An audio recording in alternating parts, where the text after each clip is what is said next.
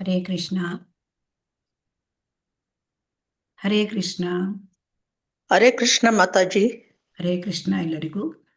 ಓಂ ಅಜ್ಞಾನತಿಮಿರಾಂಧಸ್ಯ ಜ್ಞಾನಾಂಜನಶಲಾಕಯ ಚಕ್ಷುರುನ್ಮೀಲಿತಂ ಯೇನ ತಸ್ಮೈ ಶ್ರೀಗುರವೇ ನಮಃ. ಶ್ರೀಚೈತನ್ಯಮನೋಭೀಷ್ಟಂ ಸ್ಥಾಪಿತಂ ಯೇನ ಭೂತಲೆ ಸ್ವಯಂ ರೂಪಃ ಕದಾ ಮಹ್ಯಂ ದದಾತಿ ಸ್ವಪದಾಂತಿಕಂ. ವಂದೇಹಂ ಶ್ರೀಗುರೋಃ ಶ್ರೀಯುತಪದಕಮಲಂ ಶ್ರೀಗುರೂನ್ ವೈಷ್ಣವಾಂಶ್ಚ ಶ್ರೀರೂಪಂ ಸಾಗ್ರಜಾತಂ ಸಹಗಣರಘುನಾಥಾನ್ವಿತಂ ತಂ ಸಜೀವಂ ಸಾದ್ವೈತಂ ಸಾವಧೂತಂ ಪರಿಜನಸಹಿತಂ ಕೃಷ್ಣಚೈತನ್ಯದೇವಂ ಶ್ರೀರಾಧಾಕೃಷ್ಣಪಾದಾನ್ ಸಹಗಣಲಲಿತಾ ಶ್ರೀವಿಶಾಖಾನ್ವಿತಾಂಶ್ಚ. ಹೇ ಕೃಷ್ಣ ಕರುಣಾ ಸಿಂಧೋ ದೀನಬಂಧೋ ಜಗತ್ಪತೆ ಗೋಪೇಶ ಗೋಪಿಕಾ ಕಾಂತ ರಾಧಾಕಾಂತ ನಮೋಸ್ತುತೆ. ತಪ್ತ ಕಾಂಚನ ಗೌರಾಂಗಿ ರಾಧೆ ವೃಂದಾವನೇಶ್ವರಿ ವೃಷಭಾನುಸುತೆ ದೇವಿ ಪ್ರಣಮಾಮಿ ಹರಿಪ್ರಿಯೇ. ವಾಂಛಾಕಲ್ಪತರುಭ್ಯಶ್ಚ ಕೃಪಾ ಸಿಂಧುಭ್ಯ ಏವ ಚ ಪತಿತಾನಾಂ ಪಾವನೇಭ್ಯೋ ವೈಷ್ಣವೇಭ್ಯೋ ನಮೋ ನಮಃ. ಜಯ ಶ್ರೀ ಕೃಷ್ಣ ಚೈತನ್ಯ ಪ್ರಭು ನಿತ್ಯಾನಂದ ಶ್ರೀ ಅದ್ವೈತ ಗದಾಧರ ಶ್ರೀವಾಸಾದಿ ಗೌರಭಕ್ತವೃಂದ. ಹರೇ ಕೃಷ್ಣ ಕೃಷ್ಣ ಕೃಷ್ಣ ಹರೇ ಹರೇ ಹರೇ ರಾಮ ರಾಮ ರಾಮ ಹರೇ ಹರೇ. ಹರೇ ಕೃಷ್ಣ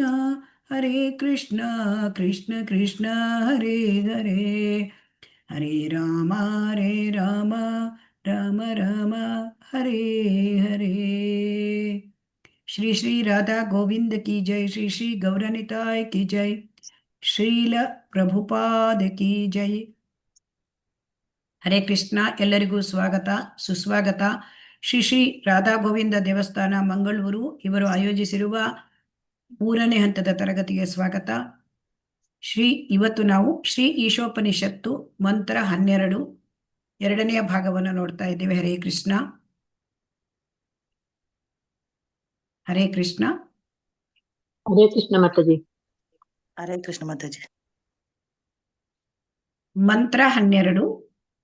ಅಂಧಂ ತಮಃ ಪ್ರವಿಶಂತಿ ಹೇ ಅಸಂಭೂತಿಂ ಉಪಾಸತೆ ತತೋ ಭೂಯ ಇವ ತೇ ತಮೋ ಯಾವು ಸಂಭೂತ್ಯಾಮೃತಃ.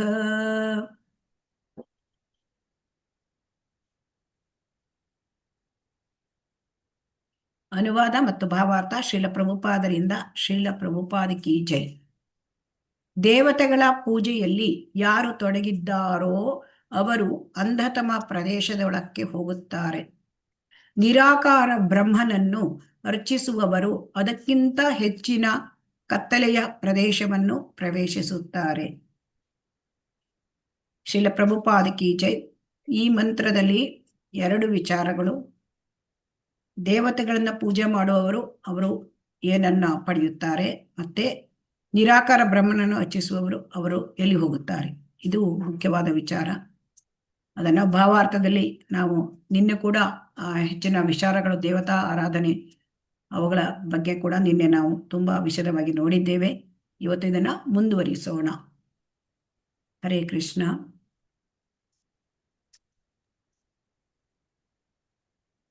ಹರೇ ಕೃಷ್ಣ. ಭವಾನಿ ಮಾತಾಜಿ ಓದ್ತೀರಾ ಹರೇ ಕೃಷ್ಣ ಭಾವಾರ್ಥ? ಹರೇ ಕೃಷ್ಣ. ಹರೇ ಕೃಷ್ಣ ಮಾತಾಜಿ. ಓದ್ತೀರಾ ನೀವು? ಹರೇ ಕೃಷ್ಣ. ಅಸಂಭೂತಿ ಎಂಬ ಸಂಸ್ಕೃತ ಪದವು ಸ್ವತಂತ್ರ ಅಸ್ತಿತ್ವವಿಲ್ಲದಿರುವವರನ್ನು ಸೂಚಿಸುತ್ತದೆ.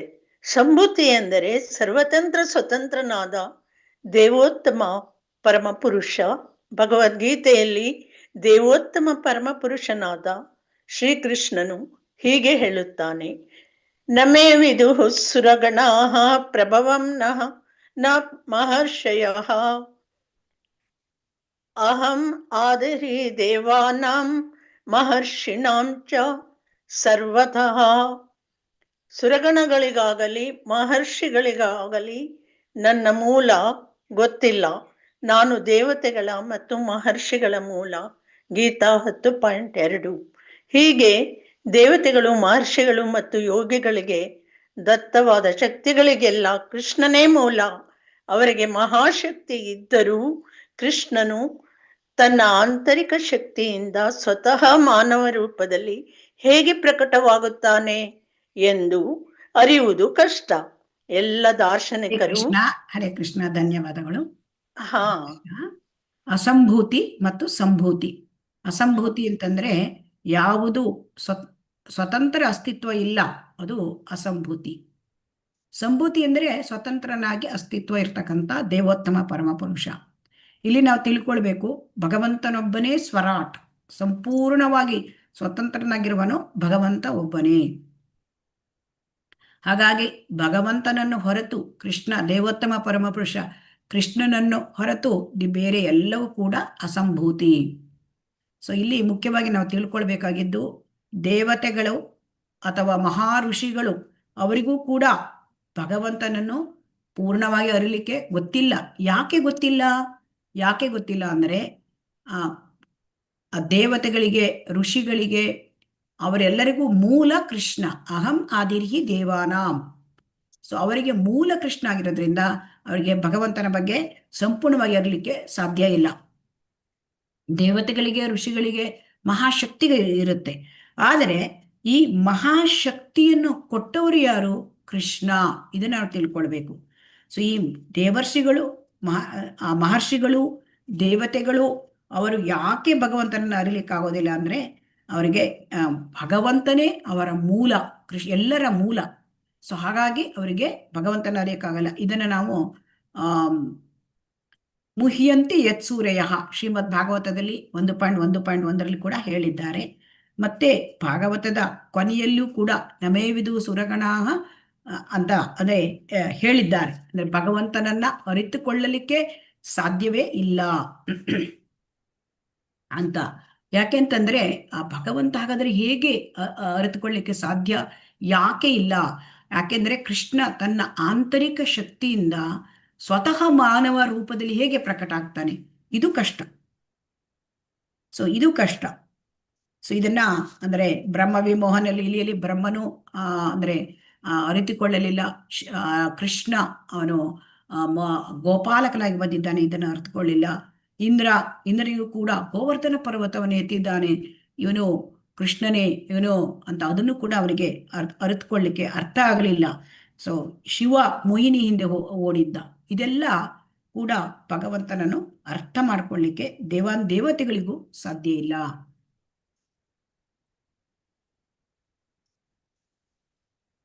ಹಾಗಾಗಿ ದೇವತೆಗಳಿಗೆ, ಋಷಿಗಳಿಗೆ ಮಹಾಶಕ್ತಿ ಇರಬಹುದು.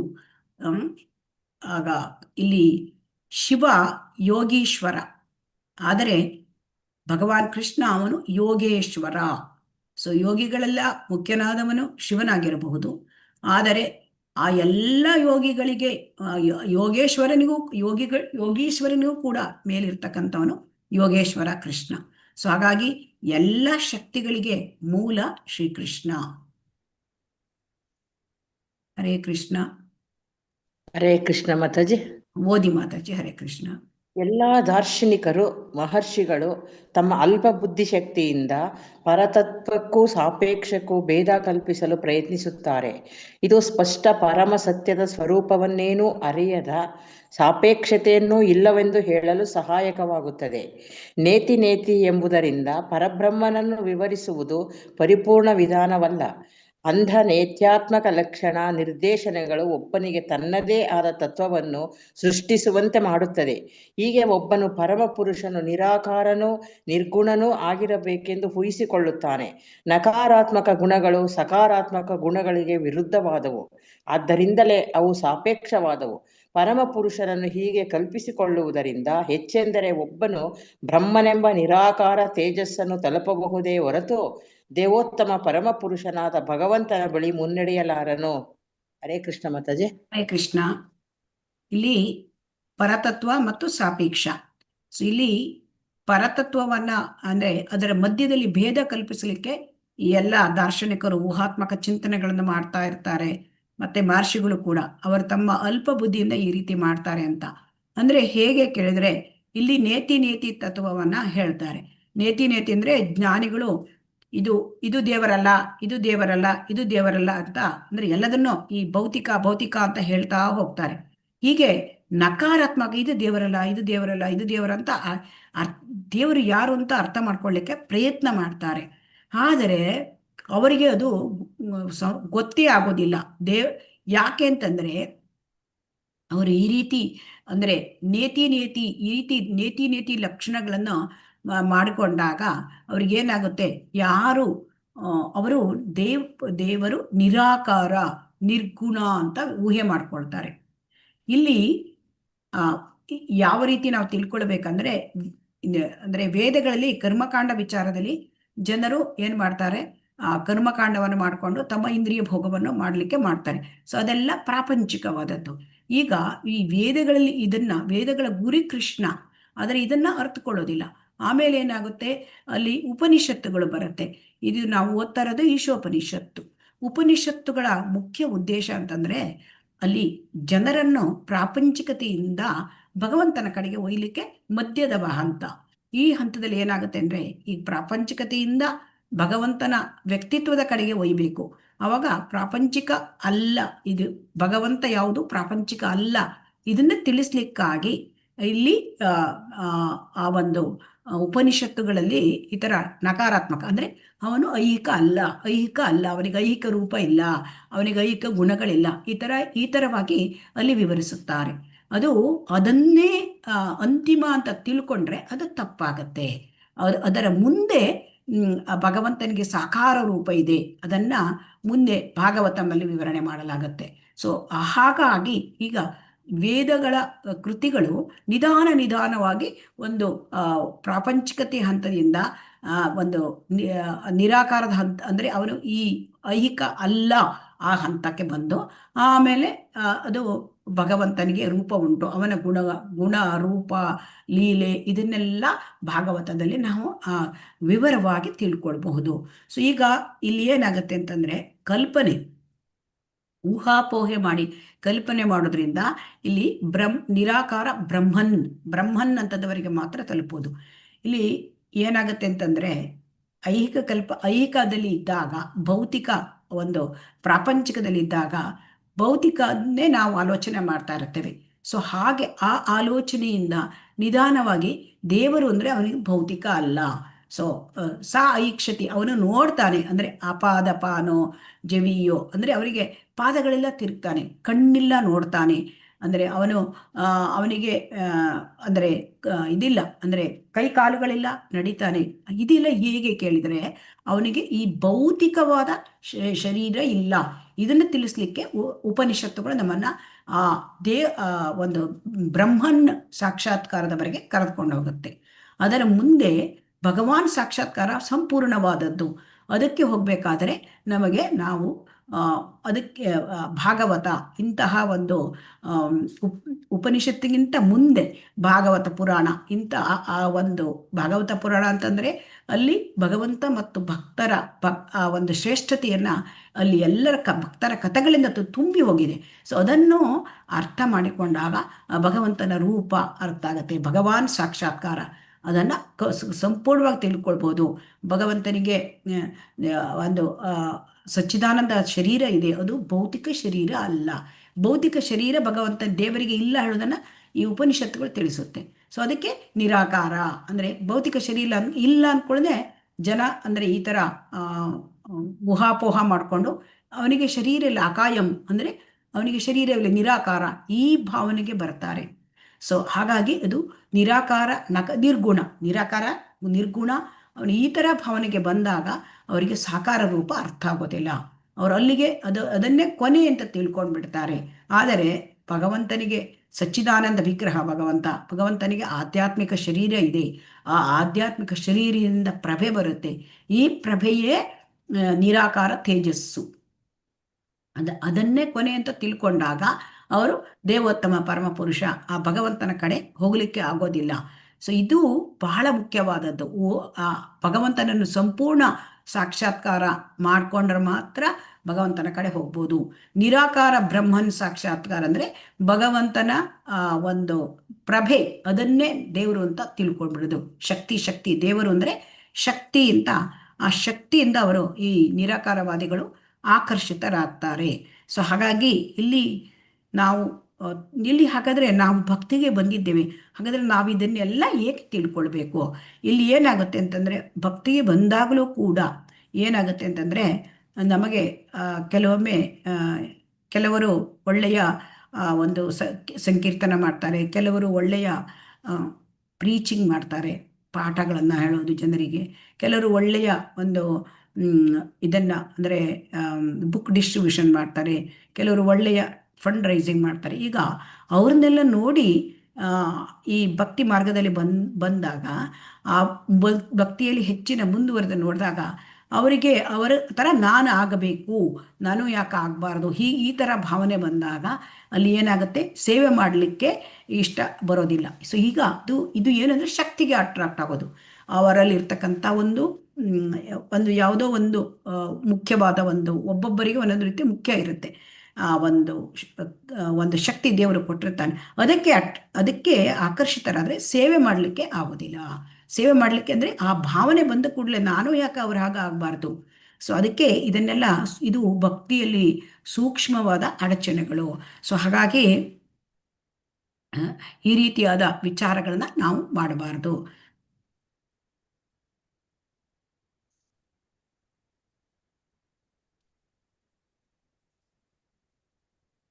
ಹರೇ ಕೃಷ್ಣ.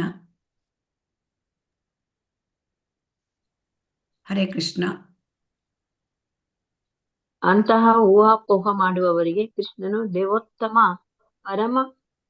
ಪರಮ ಪುರುಷನೆಂದು, ನಿರಾಕಾರ ಬ್ರಹ್ಮನು ಅವನ ದಿವ್ಯ ಶರೀರದ ತೇಜಸ್ಸೆಂದು, ಅವನು ಸರ್ವಾಂತರ್ಯಾಮಿಯಾದ ಪರಮಾತ್ಮನೆಂದು ಗೊತ್ತಿಲ್ಲ. ಕೃಷ್ಣನಿಗೆ ಜ್ಞಾನಾನಂದಮಯವಾದ ನಿತ್ಯ ಸ್ವರೂಪವಿದೆಯೆಂದು ಅವರಿಗೆ ತಿಳಿದಿಲ್ಲ. ಅಧೀನರಾದ ದೇವತೆಗಳು ಮಹರ್ಷಿಗಳು ಅವನನ್ನು ಪ್ರಬಲ ದೇವತೆ ಎಂದು ತಪ್ಪಾಗಿ ಪರಿಗಣಿಸಿ ಬ್ರಹ್ಮ ತೇಜಸ್ಸನ್ನೇ ಪರಮ ಸತ್ಯವೆಂದು ಭಾವಿಸುತ್ತಾರೆ. ಆದರೆ ನಿಷ್ಕಲ್ಮಶ ಭಕ್ತಿಯಿಂದ ಕೃಷ್ಣನಿಗೆ ಶರಣಾಗುವ ಭಕ್ತರಿಗೆ ಅವನು ಪರಮ ಪುರುಷನೆಂದು, ಎಲ್ಲವೂ ಅವನಿಂದಲೇ ಹೊರಹೊಮ್ಮುತ್ತದೆಂದು ಗೊತ್ತು. ಅಂತಹ ಭಕ್ತರು ಎಲ್ಲಕ್ಕೂ ಮೂಲ ಪುರುಷನಾದ ಕೃಷ್ಣನಿಗೆ ಪ್ರೇಮಪೂರ್ಣ ಸೇವೆಯನ್ನು ಸಲ್ಲಿಸುತ್ತಾರೆ. ಹರೇ ಕೃಷ್ಣ ಮಾತಾಜಿ. ಹರೇ ಕೃಷ್ಣ. ಈಗ ಏನಾಗುತ್ತೆ, ಊಹಾಪೋಹ ಮಾಡುವವರಿಗೆ, ಈ ದಾರ್ಶನಿಕರು ಊಹಾಪೋಹ ಮಾಡ್ತಾರೆ, ಜ್ಞಾನಿಗಳು. ಸೊ ಈ ಊಹಾಪೋಹ ಮಾಡುವವರಿಗೆ ಅವರು ಪರಮಪುರುಷ, ಅವನು ದೇವೋತ್ತಮ ಪರಮಪುರುಷ, ನಿರಾಕಾರ ಬ್ರಹ್ಮ, ಅವನಿಗೆ ದಿವ್ಯ ತೇಜಸ್ಸಿದೆ, ಇಷ್ಟನ್ನೇ ತಿಳ್ಕೊಂಡ್ಬಿಡ್ತಾರೆ. ಆ ಭಗವಂತ ಅವನಿಗೆ ಸರ್ವಾಂತರ್ಯಾಮಿಯಾಗಿದ್ದಾನೆ, ಅವನ ಎಲ್ಲ ಕಡೆ ಪರಮಾತ್ಮನಾಗಿ ಎಲ್ಲರ ಒಂದು ಎಲ್ಲ ಜೀವಿಗಳಲ್ಲೂ ಇದ್ದಾನೆ.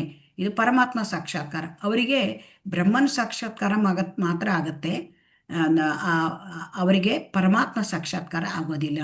ನಾನು ದೇಹ ಅಲ್ಲ, ನಾನು ಆತ್ಮ, ಇಷ್ಟೇ ಅವರಿಗೆ ಗೊತ್ತಾಗತ್ತೆ. ಮತ್ತು ದೇವರ ಒಂದು ಬ್ರಹ್ಮನ್, ಆ ನಿರಾಕಾರ ಬ್ರಹ್ಮ ಅಂದರೆ ದೇವರ ಬ್ರಹ್ಮಜ್ಯೋತಿಯ ಕಿರಣಗಳು, ಇದಿಷ್ಟೇ ಅವರಿಗೆ ಅರ್ಥ ಆಗತ್ತೆ. ಅವರಿಗೆ ಅದರ ಮುಂದೆ ಅವರಿಗೆ ಏನೂ ಅರ್ಥ ಆಗೋದಿಲ್ಲ. ಭಗವಂತ ಸರ್ವಾಂತರ್ಯಾಮಿಯಾಗಿ ಪರಮಾತ್ಮನಿಗೆ ಎಲ್ಲರ ಹೃದಯದಲ್ಲಿ ಇದ್ದಾನೆ, ಇದನ್ನು ಕೂಡ ಆ ಸಾಕ್ಷಾತ್ಕಾರ ಕೂಡ ಅವರಿಗೆ ಆಗಿರೋದಿಲ್ಲ.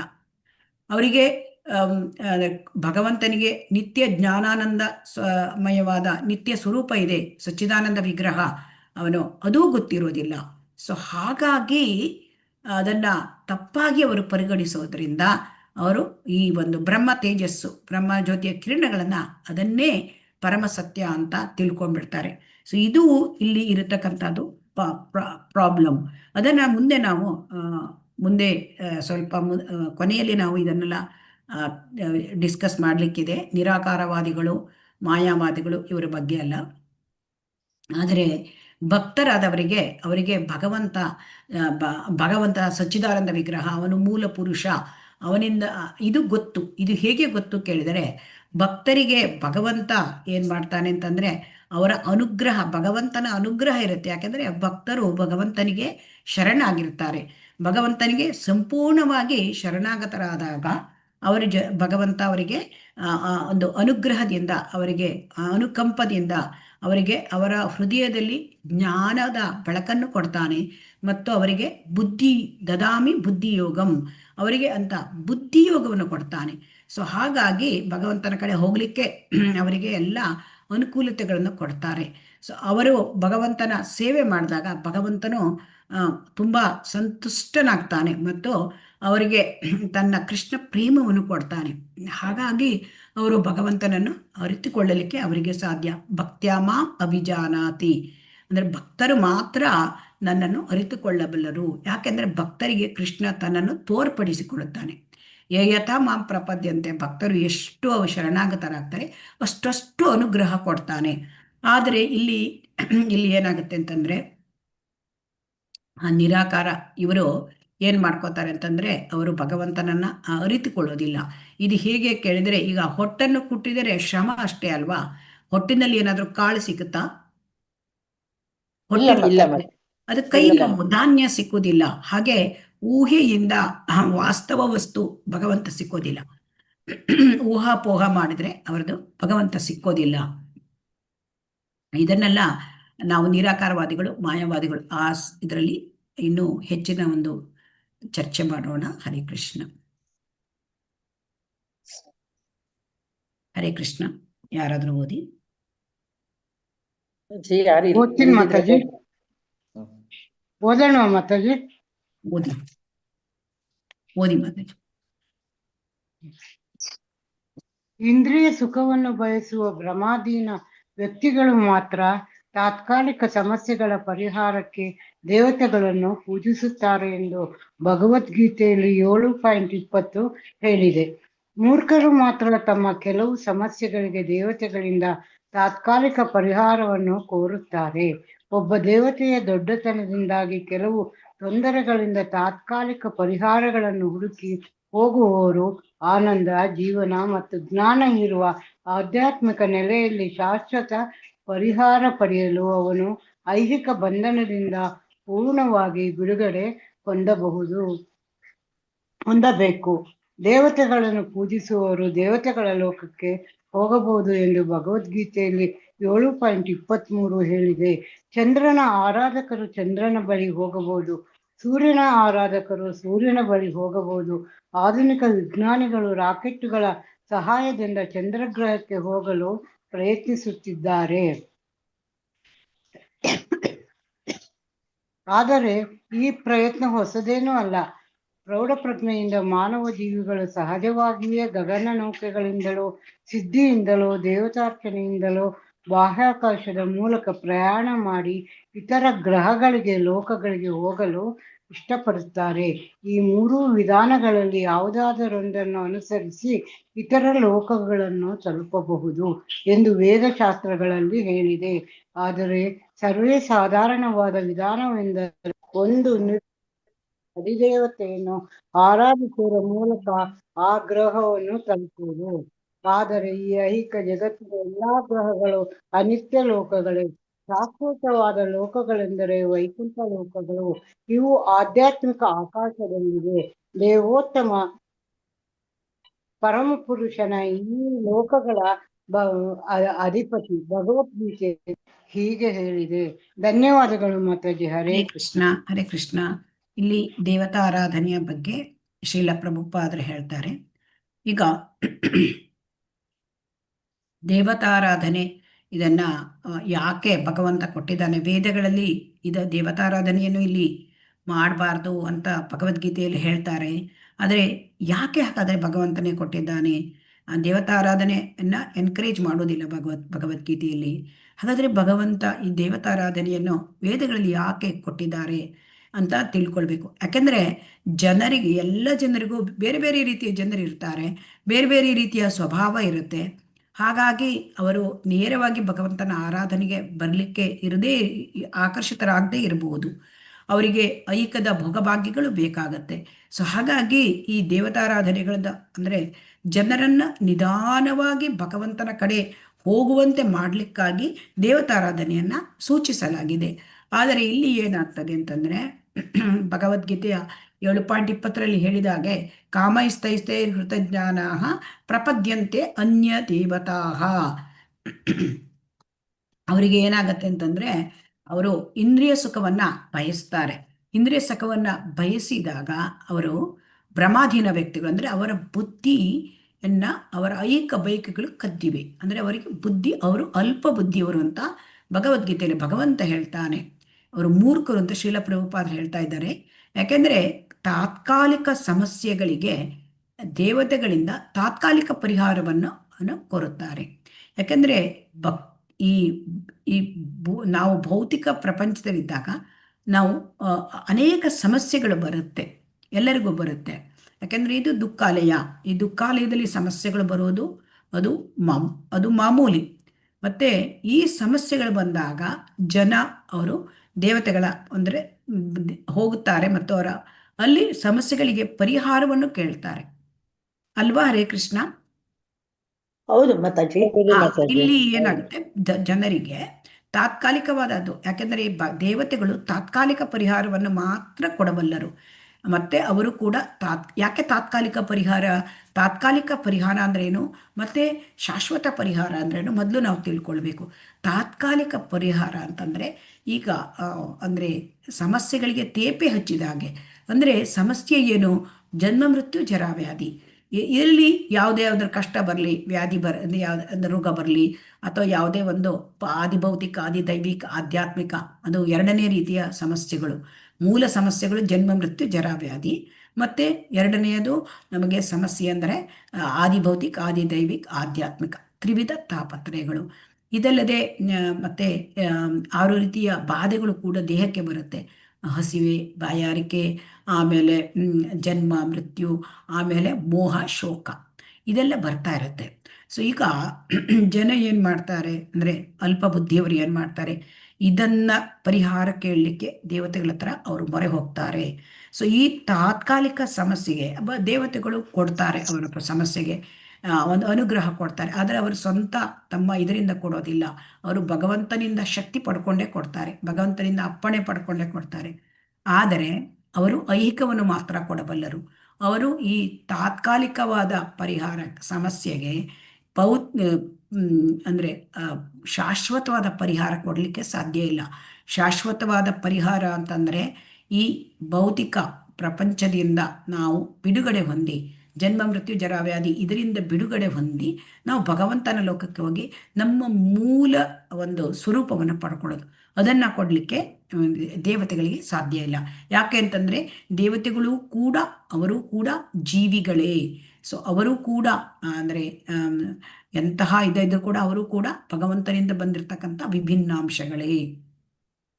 ಇದನ್ನು ತಿಳ್ಕೊಂಡ್ರೆ ಸಂಪೂರ್ಣ ಜ್ಞಾನ ಅಂತ ನಿನ್ನೆ ನಾವು ನೋಡಿದ್ದೇವೆ ಭಗವದ್ಗೀತೆಯಲ್ಲಿ. ಸೊ ಹಾಗಾಗಿ ಆದರೆ ಅವರಿಗೆ ಹೆಚ್ಚಿನ ಶಕ್ತಿಯನ್ನು ಭಗವಂತ ಕೊಟ್ಟಿದ್ದಾನೆ.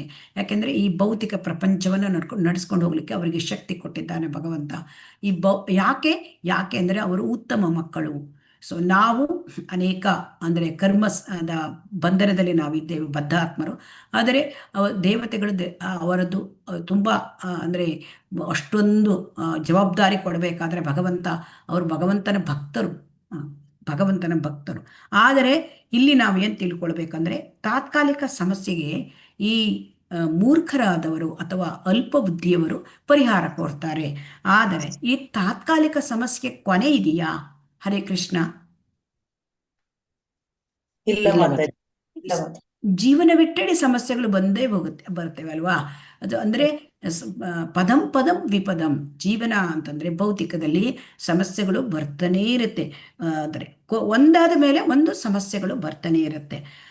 ಆ ಸಮಸ್ಯೆಗಳಿಗಾಗಿ ನಾವು ದೇವತೆಗಳ ಹತ್ರ ಹೋಗಿ ಅದು ಪರಿಹಾರ ಹುಡುಕುವವರು ಅಲ್ಪಮತಿಗಳು. ಆದರೆ ಏನಾಗುತ್ತೆ ಅಂತಂದರೆ ಎಲ್ಲರಿಗೂ ಒಂದೇ ರೀತಿಯಾದ ಇರೋದಿಲ್ಲ. ಅಂದರೆ ಅವರವರ ಒಂದು ಅಂಡರ್ಸ್ಟ್ಯಾಂಡಿಂಗು ಕೆಪಾಸಿಟಿ ತುಂಬ ಬೇರೆ ಬೇರೆ ಇರುತ್ತೆ. ಈಗ ಮುಂದುವರಿದವರಿಗೆ, ಭಕ್ತಿಯಲ್ಲಿ ಮುಂದುವರಿದವರಿಗೆ ಅವರಿಗೇನು ಕಷ್ಟ ಬರೋದಿಲ್ಲ ಅಂತಿಲ್ಲ, ಅವರಿಗೂ ಕೂಡ ಕಷ್ಟಗಳು ಬರ್ತದೆ. ಆದರೆ ಅವರಿಗೇನು ಗೊತ್ತಿದೆ, ಅವರಿಗೆ ಭಗವಂತನ ಭಕ್ತಿಯಲ್ಲಿ ಇರೋದ್ರಿಂದ ಅವರಿಗೆ ಗೊತ್ತಿದೆ ಇದು ಶಾಶ್ವತವಾದ ಪರಿಹಾರ ಅಲ್ಲ. ನಾಸತೋ ವಿದ್ಯತೆ ಭಾವೋ ನಾಭಾವೋ ವಿದ್ಯತೆ ಸತಃ. ಅಂದರೆ ಯಾರು ಕೃಷ್ಣ ಪ್ರಜ್ಞೆಯಲ್ಲಿ ಇದ್ದರೆ ಅವರಿಗೆ ಗೊತ್ತಿರುತ್ತೆ ಈ ದೇಹ ತಾತ್ಕಾಲಿಕವಾದದ್ದು, ಈ ಸಮಸ್ಯೆಗಳು ತಾತ್ಕಾಲಿಕವಾದದ್ದು. ಸೊ ಆದ್ದರಿಂದ ಅವರಿಗೆ ಅದನ್ನು ಟಾಲರೇಟ್ ಮಾಡ್ಕೊಳ್ತಾರೆ, ಸಹಿಸ್ಕೊಳ್ತಾರೆ. ಹೇಗೆ ಅಂದರೆ ತತ್ತೇನುಕಂಪಾ ಸುಶಮೀಕ್ಷಮಾಣಂ ಭುಂಜಾನ ಏವಾತ್ಮಕೃತಂ ವಿಪಾಕಂ ಹೃದ್ವಾಗ್ವಪುರ್ಭಿರ್ ವಿದದನ್ನಮಸ್ತೆ ಜೀವೇತಯೋ ಮುಕ್ತಿಪದೋ ಸದಾಯ ಭಾಕ್. ಭಕ್ತರ ದೃಷ್ಟಿ ಹೇಗಿರುತ್ತೆ ಅಂದರೆ, ಇದು ನನಗೆ ಕಷ್ಟ ಬಂದಿದೆ, ಇದು ನನ್ನ ಕರ್ಮದ ಫಲ, ಇದು ಅವರಿಗೆ ಅರ್ಥ ಆಗಿದೆ.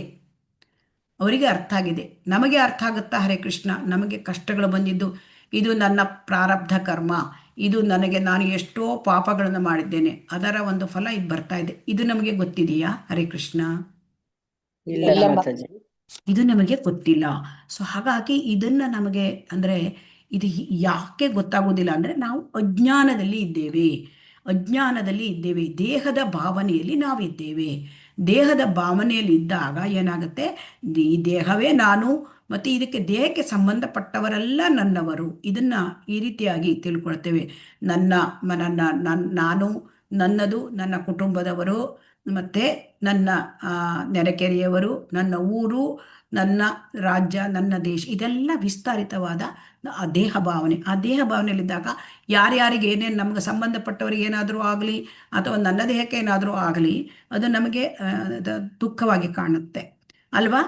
ಸೊ ಆದರೆ ಭಕ್ತರು ಅದನ್ನು, ನನಗೆ ತುಂಬ ಕಷ್ಟ ಬರಬೇಕಾಗಿತ್ತು, ಭಗವಂತನ ಅನುಗ್ರಹ ನನಗೆ ಸ್ವಲ್ಪ ಚಿಕ್ಕದರಲ್ಲೇ ಇದನ್ನು ಹೋಗ್ಬಿಟ್ಟಿದೆ ಅಂತ ತಿಳ್ಕೊತಾರೆ. ಮತ್ತು ಭಕ್ತಿಯಲ್ಲಿ ಅವರು ದೃಢವಾಗಿರ್ತಾರೆ. ಅಂದರೆ ಅವರಿಗೆ ಆ ಕಷ್ಟಗಳು ಬರುತ್ತೆ, ಆದರೆ ಅದನ್ನು ಅವರು ಅನುಭವಿಸ್ತಾರೆ. ಮತ್ತು ಅದರ ಪರಿಹಾರಕ್ಕಾಗಿ ಭಗವಂತನ ಹತ್ರ ಅವರು ಹೋಗೋದಿಲ್ಲ, ದೇವತೆಗಳ ಹತ್ರ ಹೋಗೋದಿಲ್ಲ, ಭಗವಂತನ ಹತ್ರ ಕೇಳೋದಿಲ್ಲ. ಆದರೆ ಭಗವಂತನಿಗೆ ಗೊತ್ತು, ಅವರು ಭಗವಂತನಿಗೆ ಶರಣಾಗಿದ್ದಾರೆ, ಅವರಿಗೆ ಪರಿಹಾರ ಭಗವಂತ ಕೊಡ್ತಾನೆ. ಸೊ ಇಲ್ಲಿ ಏನಾಗುತ್ತೆ ಅಂತಂದರೆ, ದೇವತಾ ಆರಾಧನೆಯಲ್ಲಿ ಈಗ ಡಿಸ್ಟರ್ಬ್ ಆಗೋದಿಲ್ಲ.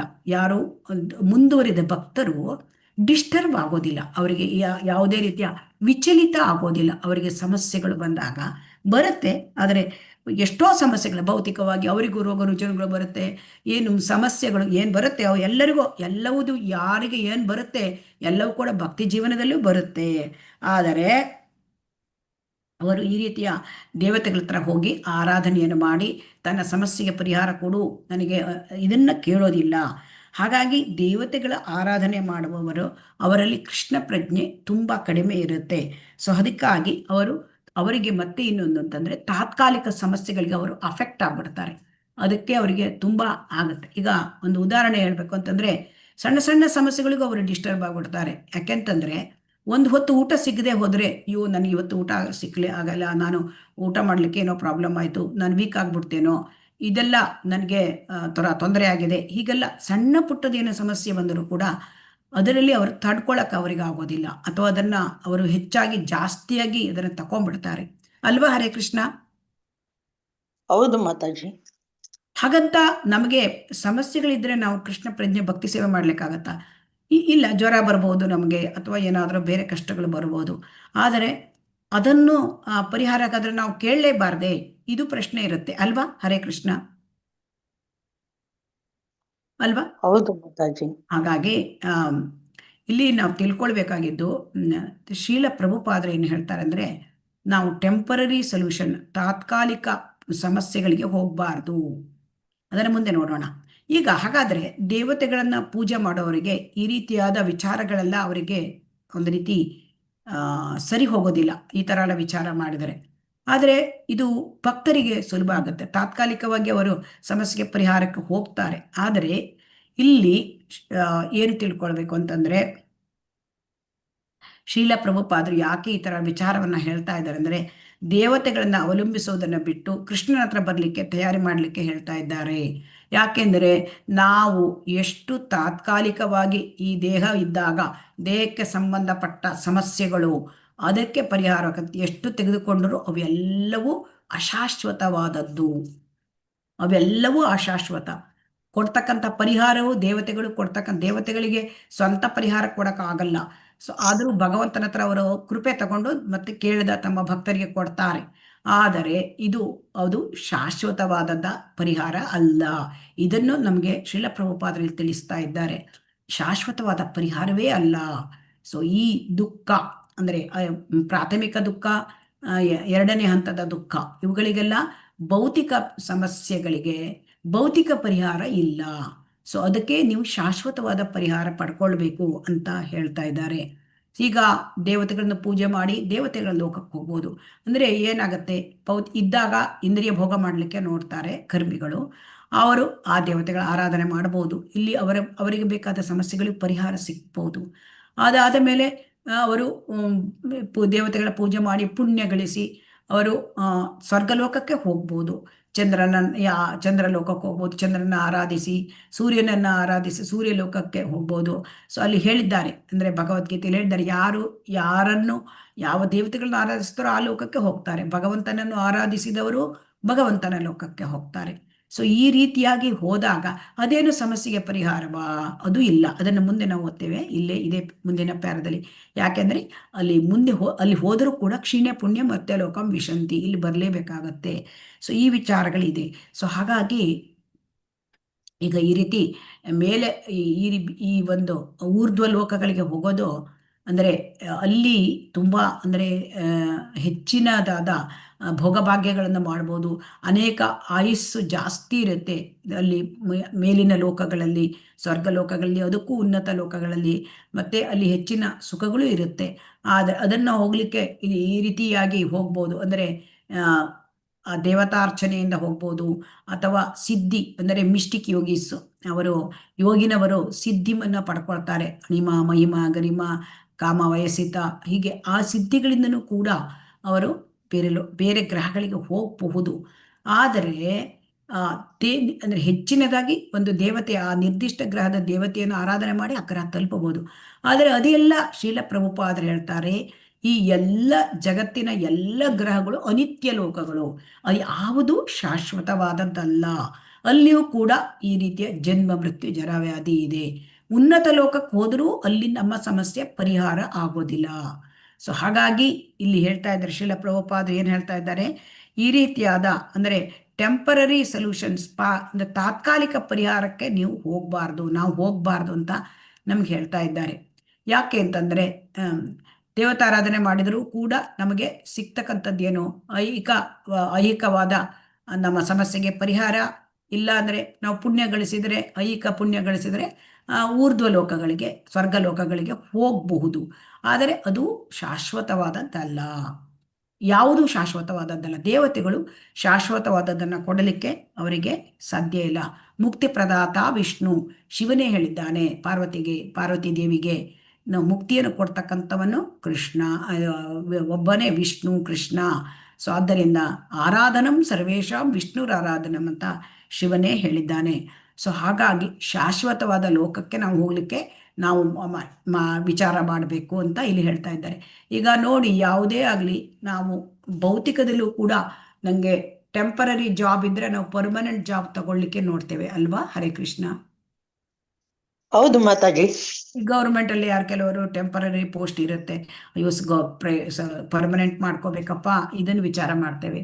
ಆಮೇಲೆ ಒಬ್ಬರು ಟೆಂಪರರಿಯಾಗಿ ಬಾಡಿಗೆ ಮನೆಯಲ್ಲಿ ಇರ್ತಾರೆ, ಅವರು ನನಗೊಂದು ಪರ್ಮನೆಂಟಾಗಿ ಒಂದು ಮನೆ ಮಾಡ್ಕೋಬೇಕಪ್ಪ, ಈ ಥರ ಭಾವನೆಗಳು ಇರುತ್ತದೆ ಅಲ್ವಾ ಭೌತಿಕದಲ್ಲಿಯೂ? ಹರೇ ಕೃಷ್ಣ.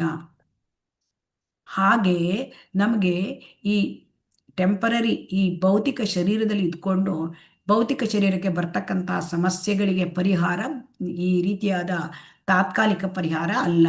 ಅದಕ್ಕೆ ಶಾಶ್ವತವಾದ ಪರಿಹಾರ ಅಂದರೆ ಈ ಭೌತಿಕ, ಈ ಐಹಿಕ ಶರೀರ, ಈ ಐಹಿಕ ಲೋಕದ ಜೀವನ, ಇದರಿಂದ ನಾವು ಪಾರಾಗಬೇಕು, ಐಹಿಕ ಜಗತ್ತಿನಿಂದ.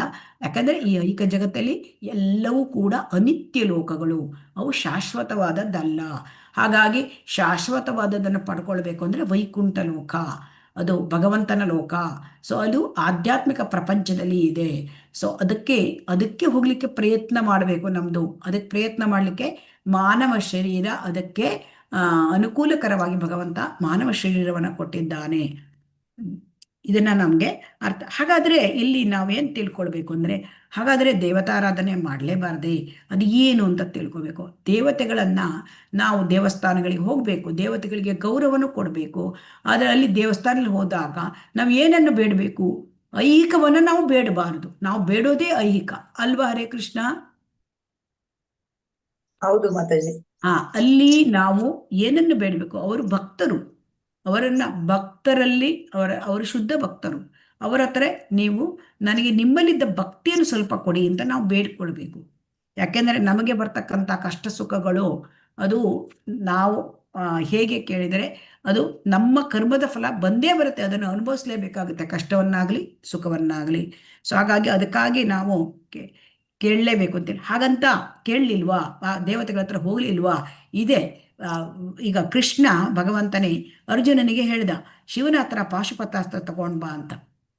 ಇದಕ್ಕೆ ಹೇಗೆ ಸಾಧ್ಯ? ಇದನ್ನು ನಾವು ಏನಂತ ತಿಳ್ಕೊಳ್ಬೇಕು ಅಂದ್ರೆ, ಕೃಷ್ಣನ ಸೇವೆ ಮಾಡ್ಲಿಕ್ಕಾಗಿ ಅದನ್ನು ಕೇಳ್ಕೊಂಡಿದ್ದಾನೆ ಭಗವಂತನ. ಹಾಗಾಗಿ ಭಗವಂತನ ಸೇವೆ ಮಾಡ್ಲಿಕ್ಕೆ ನಾವು ದೇವರ ಹತ್ರ ಏನಾದರೂ ಬೇಡ್ಕೋಬಹುದು, ದೇವತೆಗಳ ಹತ್ರ.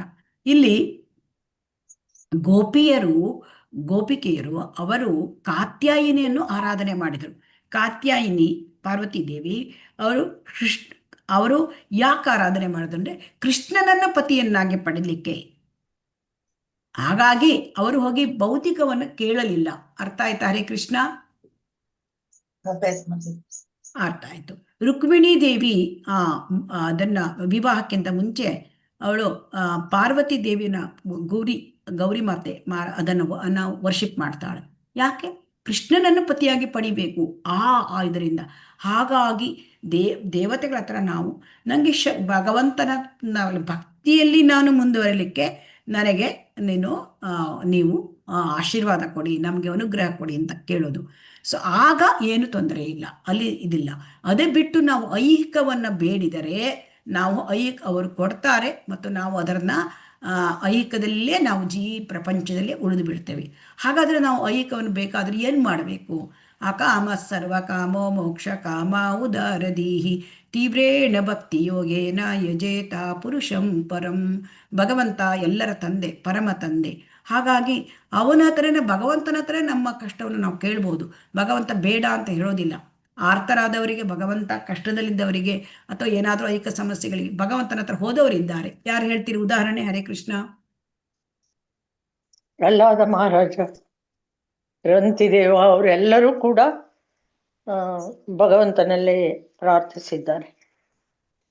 ಆಮೇಲೆ ಇಲ್ಲಿ ಮುಖ್ಯವಾದದ್ದು ನಾವು ಧ್ರುವ ಮಹಾರಾಜ ಅವರಿಗೆ ಒಂದು ದೊಡ್ಡ ಸಾಮ್ರಾಜ್ಯ ಬೇಕಾಗಿತ್ತು. ಯಾಕೆಂದ್ರೆ ಅವರ ಮಲತಾಯಿ ಅವರಿಗೆ ಒಂಥರ ಚುಚ್ಚು ಮಾತನಾಡಿ ಅವ್ರ ತಂದೆಯ ತೊಡೆಯಲ್ಲಿ ಇರ್ಲಿಕ್ಕೆ ಅವರಿಗೆ ಕೊಡ್ಲಿಲ್ಲ, ಕೂತ್ಕೊಳ್ಳಿಕ್ಕೆ ಕೊಡ್ಲಿಲ್ಲ. ಯಾಕೆ ಅಂತಂದ್ರೆ ನೀನು ಉತ್ತಾನ ಪದ ನಿನ್ನ ತಂದೆಯ ತುದಡಿಗೆ ಕೂರ್ಬೇಕು ಅಂದ್ರೆ ನನ್ನ ಮಗನ ಹುಟ್ಟಬೇಕು. ಆಗ ಧ್ರುವ ಮಹಾರಾಜ ಕ್ಷತ್ರಿಯ, ಅವನಿಗೆ ಮನಸ್ಸಿಗೆ ತುಂಬಾ ಅನಿಸ್ಬಿಡ್ತು. ಆಗ ತಾಯಿ ಹೇಳ್ತಾಳೆ, ನೀನು ದೇವರ ಹತ್ರ, ಭಗವಂತನ ಹತ್ರ ಹೋಗ್ಬೇಕು. ಸೊ ಹಾಗಾಗಿ ಅವನ ಸಮಸ್ಯೆ ಅದನ್ನು ಪರಿಹಾರ ಮಾಡ್ಲಿಕ್ಕಾಗಿ ಅವನು ಕಾಡಿನಲ್ಲಿ ಹೋಗಿ ಒಂದು ಉಗ್ರವಾದ ಅವನು ತುಂಬಾ ಕಠಿಣ ತಪಸ್ಸನ್ನ ಮಾಡ್ತಾನೆ. ಆಮೇಲೆ ಭಗವಂತನನ್ನು 5 ವರ್ಷದ ಮಗು ಅವನು ಕಾಡಿನಲ್ಲಿ ನಿಂತು, ಒಂಟಿ ಕಾಲಲ್ಲಿ ನಿಂತು ತುಂಬಾ ಕಠಿಣ ತಪಸ್ಸು ಮಾಡಿ ಭಗವಂತ 6 ತಿಂಗಳಲ್ಲಿ ಅವನಿಗೆ ಹೇಳಿದ.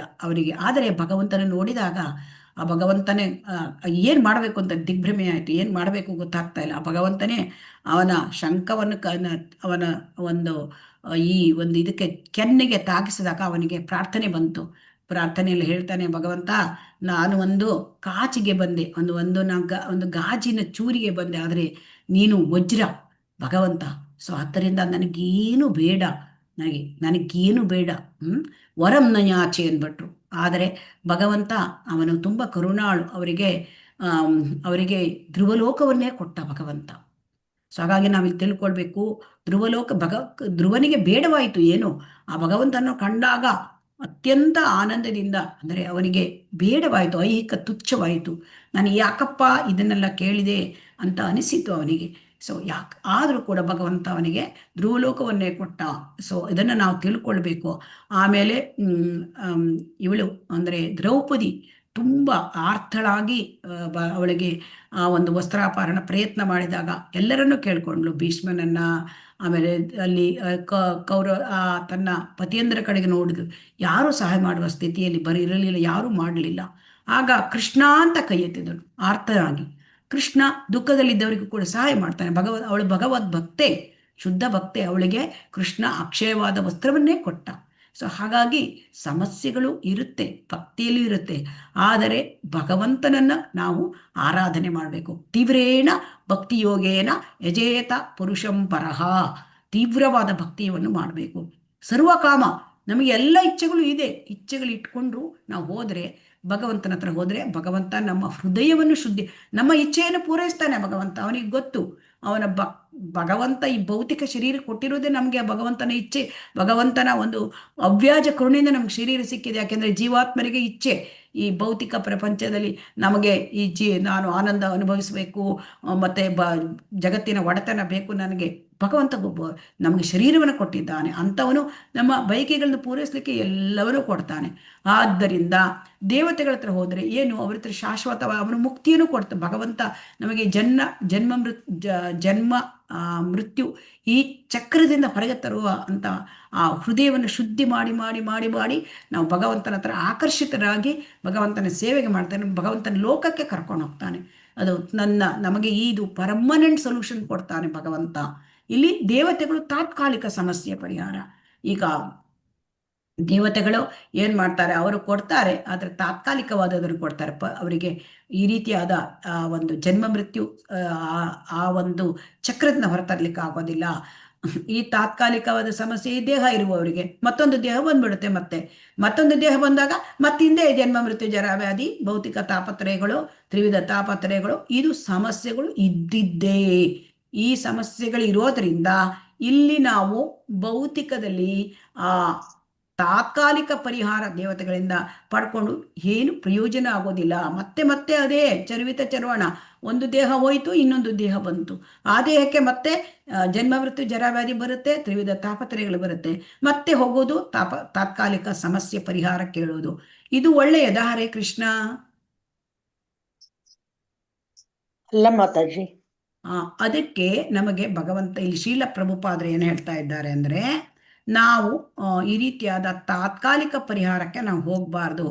ನಾವು ಇದೆಲ್ಲ ಅನಿತ್ಯ ಲೋಕಗಳು, ಇಲ್ಲೇ ಉಳ್ಕೊಂಡ್ಬಿಡ್ತೇವೆ. ದೇವತೆಗಳ ಹತ್ರ ತಾತ್ಕಾಲಿಕ ಪರಿಹಾರ ಕೇಳಿಕೊಂಡು ಭೌತಿಕವನ್ನು ಕೇಳಿಕೊಂಡಾಗ ನಾವು ಈ ಲೋಕಗಳಲ್ಲೇ ಉಳ್ಕೊಂಡ್ಬಿಡ್ತೇವೆ. ಈ ಭೌತಿಕ ಪ್ರಪಂಚದಲ್ಲಿ ಒಂದೇ ಭೂಲೋಕದಲ್ಲಿರೋದು, ಇಲ್ಲ ಪುಣ್ಯ ಮಾಡಿ ಮತ್ತೆ ಸ್ವರ್ಗಲೋಕಕ್ಕೆ ಹೋಗೋದು, ಆದರೆ ಅಲ್ಲಿಂದ ಮತ್ತೆ ಹಿಂದೆ ಕೆಳಲೋಕಕ್ಕೆ ಬರೋದು, ಮತ್ತೆ ಭೂಲೋಕದಲ್ಲಿ ಮತ್ತೆ ಏನಾದರೂ ಪಾಪಗಳು ಮಾಡಿದರೆ ನರಕಲೋಕಕ್ಕೂ, ಹೀಗೆ ಮೇಲೆ ಕೆಳಗೆ ಮೇಲೆ ಕೆಳಗೆ ಮೇಲೆ ಕೆಳಗೆ ಇದು ಜಯಂಟ್ ವೀಲ್ ಥರ ಇರ್ತದೆಯಲ್ಲ, ಅದಕ್ಕೇನು ಹೇಳ್ತಾರೆ, ಅದು ಮೇಲೆ ಕೆಳಗೆ ಹೋಗ್ತಾನೆ ಇರುತ್ತೆ. ಆ ಥರ ನಾವು ಮೇಲ್ಲೋಕ, ಮಧ್ಯಲೋಕ, ಕೆಳಗಿನ ಲೋಕ, ಇದರಲ್ಲೇ ತಿರ್ಗಾಡ್ಕೋತಿರ್ತೇವೆ.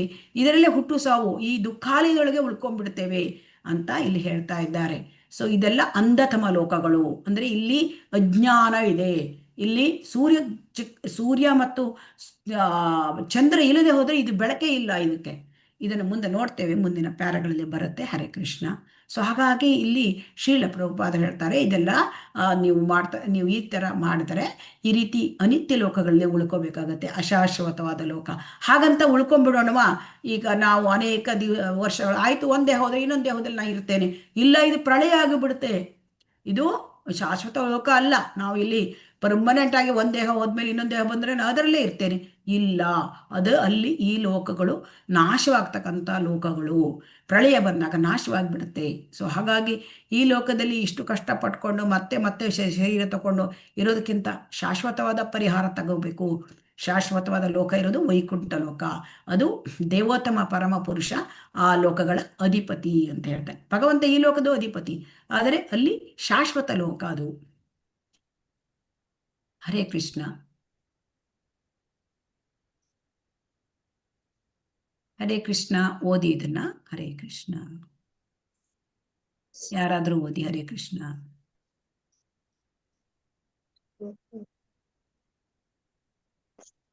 ಹರೇ ಕೃಷ್ಣ. ಓದ್ಲ ಮಾತಾಜಿ ಹರೇ ಮಾತಾಜಿ ಓದಿ. ಹರೇ ಕೃಷ್ಣ. ಓದಿ.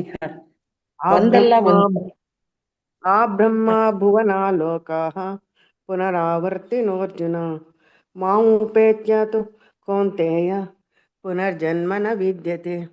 ಐಹಿಕ ಜಗತ್ತಿನಲ್ಲಿ ಅತ್ಯುತ್ತಮವಾದ ಲೋಕದಿಂದ ಹಿಡಿದು ಅತ್ಯಧಮವಾದ ಲೋಕದವರೆಗೆ ಎಲ್ಲ ಸ್ಥಳಗಳು ದುಃಖಮಯವೇ. ಅಲ್ಲೆಲ್ಲ ಹುಟ್ಟು ಸಾವು ಮತ್ತೆ ಮತ್ತೆ ಆಗುತ್ತಲೇ ಇರುತ್ತವೆ. ಆದರೆ ಕುಂತಿಪುತ್ರನೇ, ಯಾರು ನನ್ನ ಧಾಮವನ್ನು ಸೇರುವರೋ ಅವರಿಗೆ ಪುನರ್ಜನ್ಮವೆಂಬುದಿಲ್ಲ.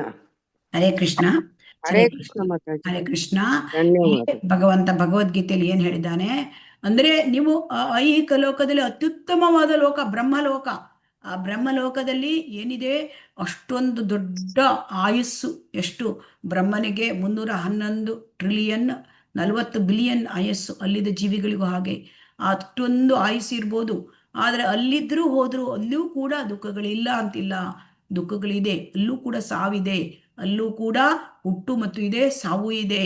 ಹಾಗಾಗಿ ಈ ನೀವು ಅತಿ ಉನ್ನತ ಲೋಕ ಬ್ರಹ್ಮಲೋಕದವರಿಗೆ ಹೋದ್ರೂ ಕೂಡ ನೋಡಿ, ಸ್ವರ್ಗಲೋಕಗಳಿಗೆ ಹೋಗ್ಲಿ, ಆಮೇಲೆ ಜನಲೋಕ, ತಪೋಲೋಕ, ಮಹರ್ಲೋಕ, ಬ್ರಹ್ಮಲೋಕ, ಉನ್ನತವಾದ ಲೋಕ, ಅಲ್ಲೂ ಕೂಡ ಹುಟ್ಟು ಸಾವುಗಳು ಆಗ್ತಾ ಇರುತ್ತೆ. ಆದ್ದರಿಂದ ಈ ಭೌತಿಕ ಪ್ರಪಂಚ ಇದು ದುಃಖಾಲಯಂ ಅಶಾಶ್ವತಂ ಎಂದು ಭಗವಂತ ಭಗವದ್ಗೀತೆ 8ನೇ ಅಧ್ಯಾಯದಲ್ಲಿ ಹೇಳಿದ್ದಾನೆ. ದುಃಖಾಲಯವಾದ ಅಶಾಶ್ವತವಾದದಲ್ಲಿ ಯಾರಾದ್ರೂ ಇರ್ಲಿಕ್ಕೆ ಇಷ್ಟಪಡ್ತಾರಾ? ಯಾರಾದ್ರೂ ಒಂದು ಊರಿಗೆ ಹೋಗ್ತೀರಿ, ಅಲ್ಲಿ ತುಂಬಾ ಕಷ್ಟಗಳೇ ಬರ್ತಾ ಇರುತ್ತೆ, ನೀರಿರೋದಿಲ್ಲ ಅಥವಾ ಯಾವ್ದಾವುದೋ ಸಮಸ್ಯೆಗಳು. ಅಲ್ಲಿ ಇರ್ಲಿಕ್ಕೆ ನಾವು ಇಷ್ಟಪಡ್ತೇವಾ? ಅಥವಾ ಮತ್ತೊಂದು ನಮಗೆ ಆಪ್ಷನ್ ಇದೆ, ನಮಗೆ ಒಂದು ಒಳ್ಳೆ ಎಲ್ಲ ಫೆಸಿಲಿಟಿ ಇರ್ತಕ್ಕಂಥ ಬರ್ತಕ್ಕಂಥ ಮತ್ತೊಂದು ಊರಿದೆ, ಅಲ್ಲಿ ಇರ್ಲಿಕ್ಕೆ ಇಷ್ಟಪಡ್ತೇವ ನಾವು? ಹರೇ ಕೃಷ್ಣ. ಎಲ್ಲಿ ಸುಖ ಇದೆಯೋ ಅಲ್ಲಿ ಇರ್ಲಿಕ್ಕೆ ಇಷ್ಟಪಡ್ತೀವಿ ಮಾತಾಜಿ. ಅದಕ್ಕೆ ಇಲ್ಲಿ ಹೇಳ್ತಾ ಇದ್ದಾರೆ, ಯಾರು ನನ್ನ ಧಾಮವನ್ನು ಸೇರುವರೋ ಅವರಿಗೆ ಪುನರ್ಜನ್ಮವೆಂಬುದಿಲ್ಲ. ಭಗವಂತನ ಧಾಮದಲ್ಲಿ ಅಲ್ಲಿ ಏನಿದೆ, ತದ್ದಾಮ ಪರಮಮ್ಮಮ, ಅಲ್ಲಿ ಏನಾಗುತ್ತೆ, ಆ ಪರಮಲೋಕದಲ್ಲಿ ಏನಿದೆ, ಅಲ್ಲಿ ಜನ್ಮ ಇಲ್ಲ. ಜನ್ಮ ಮಾಡೋದು ಅಂದ್ರೆ ತುಂಬಾ ಕಷ್ಟ. ಮೃತ್ಯು ಇಲ್ಲ. ಸಾವು ಅಂದ್ರೆ ಅದೆಷ್ಟೋ ಸಾವಿರ ಚೇಳುಗಳು ಕುಟುಕಿದಷ್ಟು ನೋವು. ಆ ಶರೀರ ಬಿಟ್ಟು, ತನ್ನ ಆತ್ಮ ಶರೀರವನ್ನು ಬಿಟ್ಟು ಹೊರಗೆ ಹೋಗಾಗ ನೋವು. ಆಮೇಲೆ ಮೃತ್ಯು, ರೋಗಗಳು ತುಂಬ ಕಷ್ಟ. ಆಮೇಲೆ ತುಂಬ ಕಷ್ಟಪಡಬೇಕಾಗುತ್ತೆ ರೋಗಗಳು ಬಂದಾಗ. ಆಮೇಲೆ ನಮಗೆ ಹಳತಿನ ವಯಸ್ಸಾದಾಗ ಅದು ಕೂಡ ಕಷ್ಟ. ಸೊ ಇದು ಯಾವುದೂ ಇಲ್ಲ ಭಗವಂತನ ಲೋಕದಲ್ಲಿ. ಜನ್ಮವೂ ಇಲ್ಲ, ಮೃತ್ಯುವೂ ಇಲ್ಲ, ಜರ ಅಂದರೆ ಮುಪ್ಪು ಇಲ್ಲ, ರೋಗಗಳು ಇಲ್ಲ. ಸೊ ಆಮೇಲೆ ಅಲ್ಲಿ ಕಾಲದ ಪ್ರಭಾವವೇ ಇಲ್ಲ, ಕಾಲದ ಪ್ರಭಾವ ಇರೋದಿಲ್ಲ, ಜನ್ಮ ಮೃತ್ಯು ಜರಾವ್ಯಾಧಿ ಇರೋದಿಲ್ಲ, ಅಲ್ಲಿ ದುಃಖಗಳೇ ಇಲ್ಲ, ಆನಂದವೇ ಆನಂದ. ಸೊ ಆನಂದವೇ ಆನಂದವಾದ ಲೋಕಕ್ಕೆ ಹೋಗ್ಲಿಕ್ಕೆ ನಾವು ವಿಚಾರ ಮಾಡಬೇಕಾ? ಆನಂದಾಮುದಿ ವರ್ಧನಂ. ಆ ಆನಂದ ಎಷ್ಟಿರುತ್ತೆ ಅಂದರೆ ಅದು ಹೆಚ್ಚಾಗ್ತಾ ಹೋಗುತ್ತೆ. ಭಗವಂತನ ಆ ಸಾನ್ನಿಧ್ಯ, ಭಗವಂತನ ಜೊತೆ ಅವನ ಒಂದು ರಸ ವಿನಿಮಯ, ಇದೆಲ್ಲ ಅಲ್ಲಿ ನಡೀತದೆ ಭಗವಂತನ ಲೋಕದಲ್ಲಿ. ಹಾಗಾಗಿ ಭಗವಂತನ ಲೋಕ ಯಾರು ಸೇರ್ತಾರೆ ಅವರಿಗೆ ಈ ದುಃಖಗಳೇ ಇಲ್ಲ. ಶಾಶ್ವತ ಪರಿಹಾರ ಬೇಕೋ ನಮಗೆ, ತಾತ್ಕಾಲಿಕ ಪರಿಹಾರ ಬೇಕೋ? ಆಯ್ಕೆ ನಮ್ಮದು. ಹರೇ ಕೃಷ್ಣ. ನಮಗೆ ಶಾಶ್ವತ ಪರಿಹಾರ ಪಡ್ಕೊಳ್ಳಿಕ್ಕೆ ಇಷ್ಟಪಡ್ತೀರಾ? ತಾತ್ಕಾಲಿಕ ಪರಿಹಾರ, ಅದು ಚಾಯ್ಸ್ ಈಸ್ ಯುವರ್ಸ್. ಶಾಶ್ವತ ಪರಿಹಾರ ಮಾತಾಜಿ. ಶಾಶ್ವತ ಪರಿಹಾರ ಅಂದ್ರೆ ವೈಕುಂಠ ಧಾಮಗಳು. ಅದರಲ್ಲಿ ಅತಿ ಶ್ರೇಷ್ಠವಾದದ್ದು ಭಗವಂತನ ಆ ಗೋಲೋಕ ವೃಂದಾವನ, ಅತಿ ಶ್ರೇಷ್ಠವಾದದ್ದು ಗೋಲೋಕ. ಸೊ ಆ ವೈಕುಂಠ ಧಾಮಗಳಲ್ಲೇ ಶ್ರೇಷ್ಠವಾದದ್ದು ವೈಕುಂಠ ಧಾಮ ಅಂದ್ರೆ ಅದು ತ್ರಿಪಾದ ವಿಭೂತಿ. ಇಲ್ಲಿ ಎಷ್ಟು ಈ ಒಂದು ಭೌತಿಕ ಪ್ರಪಂಚ ಅಂದ್ರೆ ಏಕಪಾದ ವಿಭೂತಿ. ಇಲ್ಲಿ ಇದ್ದಕ್ಕಿಂತ ತುಂಬಾ ಹೆಚ್ಚಿನ ಜನರು ಅಲ್ಲಿದ್ದಾರೆ, ಜೀವಿಗಳು. ಸೊ ಹಾಗಾಗಿ ನಾವು ಇಲ್ಲಿ ಕೆಲವೇ ಜೀವಿಗಳು ಇದ್ದಾರೆ. ಲೆಕ್ಕಕ್ಕೆ ಮಾಡಿದ್ರೆ 1/4, ಅಲ್ಲಿ 3/4. ಹರೇ ಕೃಷ್ಣ. ಇದನ್ನು ಓದಿ, ತುಂಬಾ ಇದು ಚೆನ್ನಾಗಿದೆ. ಹರೇ ಕೃಷ್ಣ. ಹರೇ ಕೃಷ್ಣ.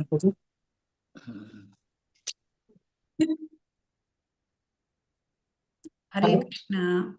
ಓದ್ಲಾ ಮಾತಾಜಿ? ಓದ್ತೀನಿ ಮಾತಾಜಿ. ಒಂದಲ್ಲ ಭೌತ ಲೋಕಗಳಲ್ಲಿ ಅಲೆದಾಡುತ್ತಿರುವವರು ಜಗತ್ತಿನ ಅಂಧತಮ ಸ್ಥಳದಲ್ಲೇ ಇರುತ್ತಾರೆ ಎಂದು ಈಶೋಪನಿಷತ್ ಹೇಳುತ್ತದೆ. ಇಡೀ ಜಗತ್ತು ದೈತ್ಯವಾದ ಭೌತ ದ್ರವ್ಯಗಳಿಂದ ಆವೃತವಾಗಿದೆ. ತೆಂಗಿನಕಾಯಿಯ ಕಾಯಿಯು ಮೊಟ್ಟೆಯಿಂದ ಆವೃತವಾಗಿರುವಂತೆ ಜಗತ್ತಿನ ಹೊದಿಕೆ ಗಾಳಿ ಹೋಗದಂತೆ ಭದ್ರವಾಗಿರುವುದರಿಂದ ಅದರಲ್ಲಿ ಗಾಢಾಂಧಕಾರವಿರುತ್ತದೆ. ಆದ ಕಾರಣ ಬೆಳಕಿಗಾಗಿ ಸೂರ್ಯಚಂದ್ರರು ಬೇಕು. ಜಗತ್ತಿನ ಹೊರಗಡೆ ವೈಕುಂಠ ಲೋಕಗಳಿಂದ ತುಂಬಿದ ವಿಸ್ತಾರವೂ ಸೀಮಾರಹಿತವೂ ಆದ ಬ್ರಹ್ಮಜ್ಯೋತಿ ಹರಡಿದೆ. ಬ್ರಹ್ಮಜ್ಯೋತಿಯಲ್ಲಿ ಅತ್ಯುನ್ನತ ಲೋಕವೆಂದರೆ ಕೃಷ್ಣಲೋಕ ಅಥವಾ ಗೋಲೋಕ ವೃಂದಾವನ. ಅಲ್ಲಿ ಸ್ವತಃ ದೇವೋತ್ತಮ ಪರಮಪುರುಷನಾದ ಶ್ರೀಕೃಷ್ಣನೇ ವಾಸಿಸುತ್ತಾನೆ. ಶ್ರೀಕೃಷ್ಣನು ಎಂದೂ ಈ ಕೃಷ್ಣ ಲೋಕವನ್ನು ಬಿಟ್ಟು ಹೋಗುವುದಿಲ್ಲ. ಅವನು ಅಲ್ಲಿ ತನ್ನ ನಿತ್ಯ ಸಹಚರರೊಂದಿಗೆ ವಾಸಿಸುವುದರು. ಸಕಲ ಭೌತ ಮತ್ತು ಆಧ್ಯಾತ್ಮಿಕ ಸೃಷ್ಟಿಗಳಲ್ಲೆಲ್ಲ ಸರ್ವಾಂತರ್ಯಾಮಿಯಾಗಿದ್ದಾನೆ. ಈ ವಿಷಯವನ್ನು ಈಗಾಗಲೇ 4ನೆಯ ಮಂತ್ರದಲ್ಲಿ ಹೇಳಿದೆ. ಭಗವಂತನು ಸೂರ್ಯನಂತೆ ಎಲ್ಲ ಕಡೆಯೂ ಇದ್ದಾನೆ, ಆದರೂ ಅವನು ಒಂದು ಸ್ಥಳದಲ್ಲಿರುತ್ತಾನೆ, ಸೂರ್ಯನು ತನ್ನ ಅಚಲ ಪಥದಲ್ಲಿ ಇರುವಂತೆ. ಹರೇ ಕೃಷ್ಣ ಮಾತಾಜಿ. ಹರೇ ಕೃಷ್ಣ. ಧನ್ಯವಾದಗಳು. ಒಂದು ನಿಮಿಷ, ನಾನು ಹರೇ ಕೃಷ್ಣ ಇದನ್ನ ಚಿತ್ರದ ಮೂಲಕ ನಿಮಗೆ ತೋರಿಸ್ತೇನೆ.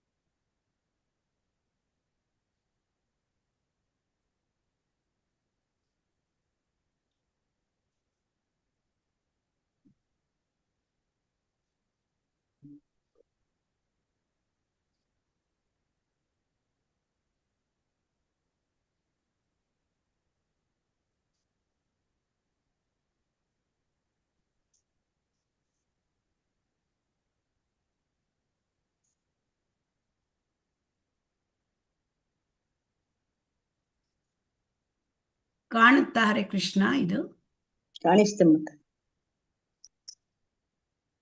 ಕಾಣಿಸುತ್ತಾ ಹರೇ ಕೃಷ್ಣ? ಕಾಣಿಸ್ತೆ ಕಾಣಿಸ್ತಾ ಇದೆ. ಈಗ ಇದು ಬ್ರಹ್ಮಾಂಡ ಆಯ್ತಾ, ಇದು ಒಂದು ಬ್ರಹ್ಮಾಂಡ. ಈಗ ಇದು ಒಂದು ಬ್ರಹ್ಮಾಂಡ. ಈಗ ಇದು ಭೌತಿಕ ಲೋಕ. ಈ ಭೌತಿಕ ಇನ್ನು ಸ್ವಲ್ಪ ದೊಡ್ಡ ಮಾಡ್ಲಾ? ಕಾಣುತ್ತೆ ಅಲ್ವಾ? ಕಾಣುತ್ತೆ, ನಾವೇ ಮಾಡ್ಕೊಂಡ್ವಿ ಮಾತಾಜಿ. ಈಗ ನಿಮಗೆ ಕಾಣುತ್ತೆ ಅಲ್ವಾ? ಇದು ಒಂದು ಹೌದು. ಭೌತಿಕ ಬ್ರಹ್ಮಾಂಡ. ಈ ಭೌತಿಕ ಬ್ರಹ್ಮಾಂಡದಲ್ಲಿ ನಾವೀಗ ಈ ಭೂಲೋಕದಲ್ಲಿ ಇದ್ದೇವೆ. ಇದು ನಮ್ಮ ಲೋಕ, ಭೂಲೋಕ ಆಯ್ತಾ.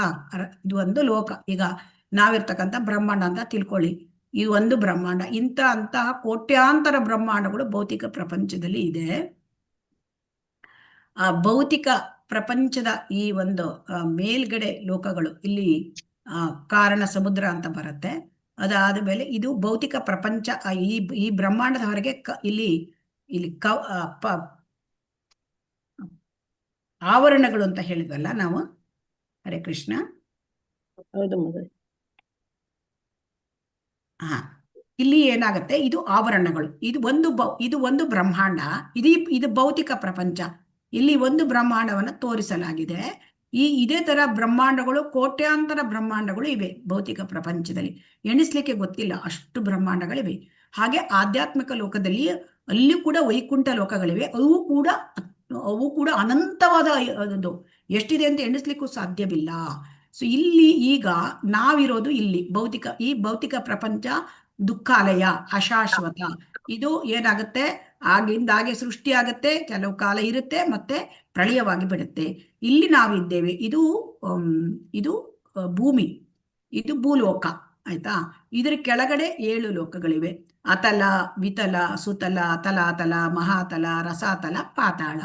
ಇದರ ಮೇಲ್ಗಡೆ ಭೂರ್ಲೋಕ, ಭೂವರ್ಲೋಕ, ಸ್ವರ್ಲೋಕ, ಮಹರ್ಲೋಕ, ಜನಲೋಕ, ತಪೋಲೋಕ, ಸತ್ಯಲೋಕ. 14 ಲೋಕಗಳಿವೆ. ಈಗ ನಾವು ಭೂಲೋಕದಲ್ಲಿ ಇದ್ದೇವೆ ಅಲ್ವಾ? ಇಲ್ಲಿ ಏನಾಗುತ್ತೆ ಅಂತಂದ್ರೆ ನಾವು ಈಗ ಇಲ್ಲಿ ಇದಷ್ಟು ಅಂಧತಮ ಪ್ರದೇಶ. ಇಲ್ಲಿ ಸೂರ್ಯನ ಬೆಳಕು ಚಂದ್ರನ ಬೆಳಕು ಇಲ್ಲದೆ ಹೋದ್ರೆ ಇಲ್ಲಿ ಏನಾಗುತ್ತೆ? ಸೂರ್ಯನ ಬೆಳಕು ಚಂದ್ರನ ಬೆಳಕು ಇಲ್ಲದೆ ಹೋದ್ರೆ ಇದು ಕಗ್ಗತ್ತಲೆ. ಭಗವಂತ ಅದಕ್ಕೆ ಸೂರ್ಯನ ಬೆಳಕನ್ನ ಚಂದ್ರನನ್ನ ನಮಗೆ ಕೊಟ್ಟಿದ್ದಾರೆ. ಆ ಬೆಳಕು, ಸೂರ್ಯನ ಬೆಳಕು ಚಂದ್ರನ ಬೆಳಕು ಎಲ್ಲಿಂದ ಬರುತ್ತೆ? ಈ ಬ್ರಹ್ಮಜ್ಯೋತಿಯ ಕಿರಣ ಇದೆ ಭಗವಂತನ ಲೋಕದಿಂದ, ಆ ಭಗವಂತನ ಶರೀರದಿಂದ ಬರ್ತಕ್ಕಂಥ ದಿವ್ಯ ಪ್ರಭೆ, ಅದರದ ಒಂದು ಇದನ್ನ ತೆಗೆದುಕೊಂಡು ಅವರು ನಮಗೆ ಬೆಳಕನ್ನು ಕೊಡ್ತಾರೆ, ಸೂರ್ಯಚಂದ್ರರು. ಆದರೆ ಇಲ್ಲಿ ಏನಾಗುತ್ತೆ ಅಂತಂದ್ರೆ ದೇವತೆ ಆರಾಧನೆ ಮಾಡಿದರೆ, ನಾವು ಪುಣ್ಯ ಮಾಡಿದರೆ ಮೇಲ್ಲೋಕಕ್ಕೆ ಹೋಗ್ತೇವೆ. ಇಲ್ಲಿ ದೇವತೆಗಳ ನಾವು ಈಗ ಈ ಭೂಲೋಕದಲ್ಲಿ ಇದ್ದೇವೆ, ದೇವತೆಗಳ ಆರಾಧನೆ ಮಾಡಿದ್ವಿ, ಪುಣ್ಯ ಪಡ್ಕೊಂಡ್ರೆ ಇಲ್ಲೆಲ್ಲ ಮೇಲಿನ ಲೋಕಕ್ಕೆ ಹೋಗ್ಬೋದು. ಆದರೆ ನಮಗೆ ಈ ಭೂಲೋಕದಲ್ಲಿದ್ದಾಗ ನಮಗೆ ನಮ್ಮ ಸಮಸ್ಯೆಗಳಿಗೆ ತಾತ್ಕಾಲಿಕ ಪರಿಹಾರ ಸಿಕ್ಬೋದು, ಮತ್ತೆ ಪುಣ್ಯ ಸಂಪಾದನೆ ಮಾಡಿದ್ರೆ ಮೇಲ್ಲೋಕಕ್ಕೆ ಹೋಗ್ಬೋದು. ಆದರೆ ಈ ಎಲ್ಲ ಲೋಕಗಳು ಇಲ್ಲೂ ಕೂಡ ಜನ್ಮ ಮೃತ್ಯು ಜರಾವ್ಯಾಧಿ ಹೋಗಿದೆ. ಇದು ಈಗ ಆ ಬ್ರಹ್ಮ ಭವನಾಲೋಕ ಪುನರಾವರ್ತಿನೋ ಅರ್ಜುನ. ಅಂದ್ರೆ ಬ್ರಹ್ಮಲೋಕಕ್ಕೆ ಹೋದರೂ ಕೂಡ ನಮಗೆ ಏನಾಗಿದೆ? ಇಲ್ಲಿ ಅಲ್ಲಿ ಕೂಡ ಸಾವು ಇದೆ, ಹುಟ್ಟು ಸಾವು ದುಃಖ ಇದೆ. ಸೊ ಹಾಗಾಗಿ ಈ ಇಡೀ ಬ್ರಹ್ಮಾಂಡದಲ್ಲಿ, ಈ ಭೌತಿಕ ಪ್ರಪಂಚದಲ್ಲಿ ಎಲ್ಲೆಲ್ಲೂ ಕೂಡ ದುಃಖಗಳಿವೆ. ಆಮೇಲೆ ಇಲ್ಲಿ ನೋಡಿ, ಈ ಬ್ರಹ್ಮಾಂಡದ ಹೊರಗೆ ಹೋಗ್ಬೇಕು ಅಂದ್ರೆ ಇಲ್ಲಿ 7 ಪದರಗಳಿವೆ. ಅದು 7 ಪದರಗಳು. ಇದು ಭೂಮಿ, ನೀರು, ಬೆಂಕಿ, ಗಾಳಿ, ಆಕಾಶ, ಮಹತ್ತತ್ವ ಮತ್ತು ಅಹಂಕಾರ. ಈ ಪದರಗಳು ತುಂಬಾ ವಿಶಾಲವಾದ ಪದರಗಳು. ಅದನ್ನ ಎಷ್ಟೆಷ್ಟು ಯೋಜನೆಗಳಿದೆ ಅಂತ ನಮ್ಗೆ ಕೇಳಿದ್ರೆ ಇದಾಗತ್ತೆ. ಅಷ್ಟು ದೊಡ್ಡ ದೊಡ್ಡ ಯೋಜನೆಗಳು. ಒಂದಕ್ಕಿಂತ ಒಂದು ಪದರಕ್ಕಿಂತ ಮತ್ತೊಂದು ಪದರ 10 ಪಟ್ಟು ಜಾಸ್ತಿಯಾಗಿ ಹೋಗಿದೆ. ಸೊ ಹಾಗಾಗಿ ಈಗ ಇಲ್ಲಿ ಏನ್ ಹೇಳ್ತಾರೆ ಅಂತಂದ್ರೆ, ಈ ಭೌತ ಲೋಕಗಳಲ್ಲಿ ಒಂದಲ್ಲ ಒಂದು ವಿಧಾನದಿಂದ ಅಲದಾಡುತ್ತಿರುವವರು ಜಗತ್ತಿನ ಅಂಧತಮ ಸ್ಥಳದಲ್ಲಿ ಇರುತ್ತಾರೆ. ಅಂದ್ರೆ ಇದು ಅಂಧತಮ ಸ್ಥಳ. ಅಂದ್ರೆ ಇಲ್ಲಿ ಸೂರ್ಯಚಂದ್ರರ ಬೆಳಕಿಲ್ದಿದ್ರೆ ಇದು ಅಂಧತಮ. ಮತ್ತೆ ಎರಡನೆಯದು, ಇದಕ್ಕೆ ಅಂಧತಮ ಯಾಕೆ ಹೇಳ್ತಾರೆ ಅಂದ್ರೆ ಅಜ್ಞಾನದಲ್ಲಿ ಇದ್ದೇವೆ ನಾವು, ಅಲ್ವಾ? ಹರೇ ಕೃಷ್ಣ. ಹೌದು ಮಾತಾಜಿ. ಅಜ್ಞಾನದ ಅಂಧಕಾರ. ಮತ್ತೆ ಇಲ್ಲಿ ನೋಡಿ, ಇಲ್ಲಿ ಆಧ್ಯಾತ್ಮಿಕ ಬೆಳಕು, ಆಧ್ಯಾತ್ಮಿಕ ಪ್ರಪಂಚದಿಂದ ಬರೋ ಬ್ರಹ್ಮಜ್ಯೋತಿ ಇಲ್ಲಿ ತಲುಪಲಿಕ್ಕೆ ಸಾಧ್ಯ ಇಲ್ಲ. ಯಾಕೆ ಅಂತಂದ್ರೆ ಇಲ್ಲಿ ಅಷ್ಟು ತಿಕ್ಕು 7 ಪದರಗಳಿದೆ. ಇದನ್ನ ಈಗ ನಾವು ಈ ಪದರದಲ್ಲಿ ಇಷ್ಟು ಭಾಗ ನೀರಲ್ಲಿ ತುಂಬಿಕೊಂಡಿದೆ. ಗರ್ಭೋದಕ ಇದು ಓಷನ್, ಸಮುದ್ರ. ಅದ್ರ ಕೆಳಗಡೆ ಗರ್ಭೋದಕಶಾಹಿ ವಿಷ್ಣು ಇದ್ದಾನೆ, ಅವನ ಹೊಕ್ಕಳಿನಿಂದ ಬ್ರಹ್ಮ ಬರ್ತಾನೆ. ಮತ್ತೆ ಆ ಹೊಕ್ಕಳಿನ ತೊಟ್ಟಿನಲ್ಲಿ ಇಲ್ಲಿ ಎಲ್ಲ 14 ಲೋಕಗಳಿವೆ. ಆಮೇಲೆ ಇದು ಒಂದು ತೆಂಗಿನ ಮೊಟ್ಟೆ ತರ. ತೆಂಗಿನಕಾಯಿ ಇರ್ತದೆಯಲ್ವಾ, ತೆಂಗಿನಕಾಯಿಗೆ ಸಿಪ್ಪೆ ಇರ್ತದೆ ಅಲ್ವಾ, ಮೇಲ್ಗಡೆ. ತೆಂಗಿನಕಾಯಿ ಒಳಗಡೆ ನೀರು ಇರುತ್ತೆ ಅಲ್ವಾ, ತೆಂಗಿನಕಾಯಿ. ಸೊ ಅದ್ ನೀರನ್ನ ನಾವು ಇಲ್ಲಿ ಇದರ ತಿಳ್ಕೊಂಡ್ರೆ ಗರ್ಭೋದಕಶಾಹಿ ಗರ್ಭೋದಕ ಸಮುದ್ರ.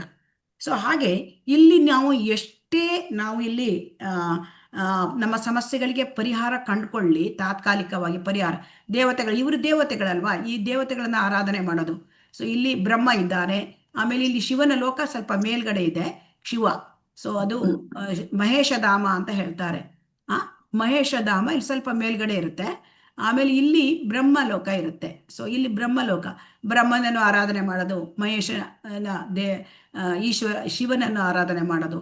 ಇದೆಲ್ಲ ಆರಾಧನೆ ಮಾಡಿದ್ರೆ ಬ್ರಹ್ಮ, ಶಿವ, ಗಣಪತಿ, ಪಾರ್ವತಿ, ಇದನ್ನೇ ಅಲ್ವಾ ನಾವು ದೇವತೆಗಳ ಆರಾಧನೆ ಅಂದ್ರೆ. ಹರೇ ಕೃಷ್ಣ.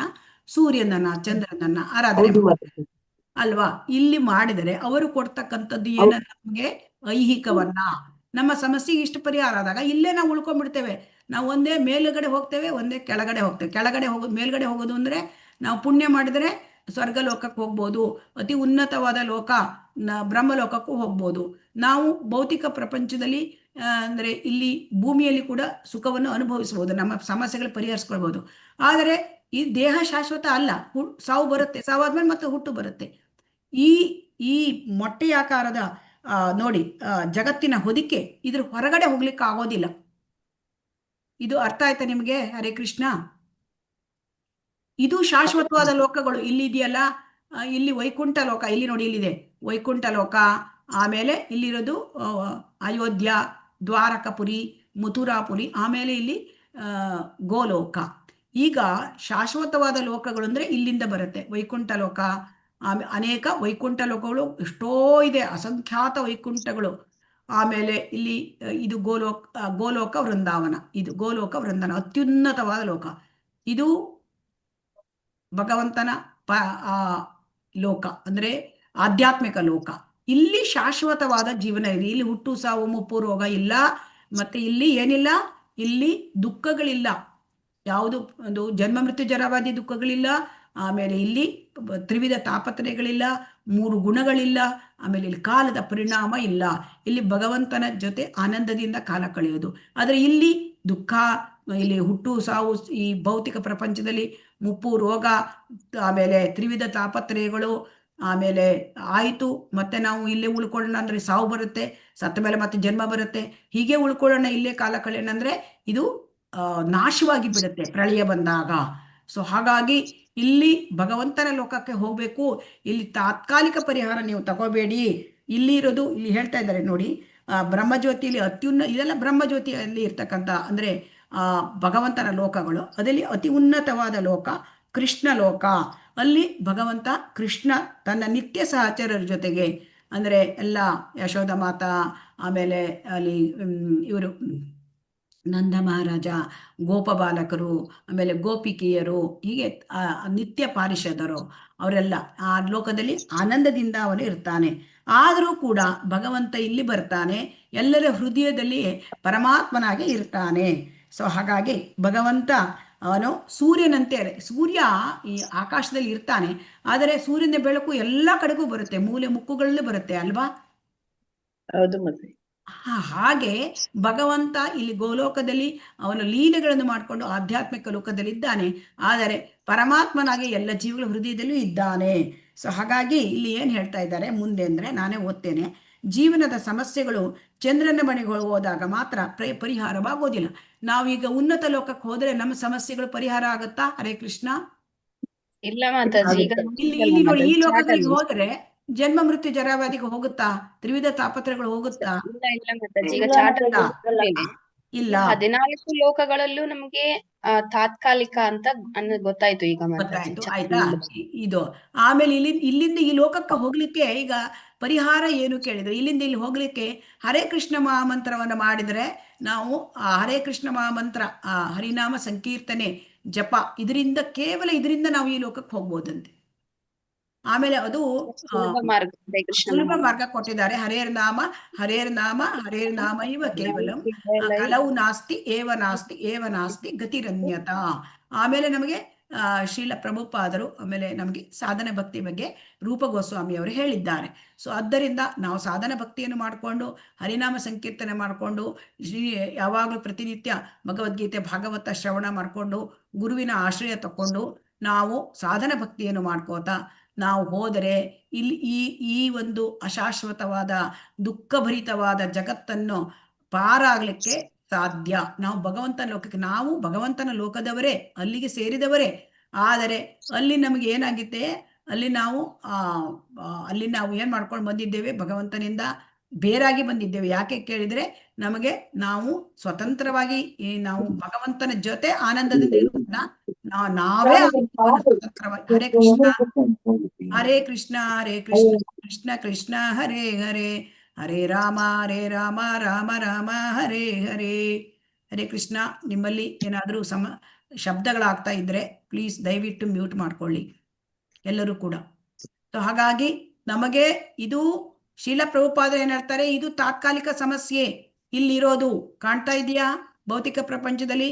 ಇಲ್ಲಿ ನೀವು ದೇವತೆಗಳ ಹತ್ರ ಹೋಗಿ ಪರಿಹಾರ ತಗೊಂಡ್ರೆ ಅದು ತಾತ್ಕಾಲಿಕ ಸಮಸ್ಯೆ, ತಾತ್ಕಾಲಿಕ ಪರಿಹಾರ.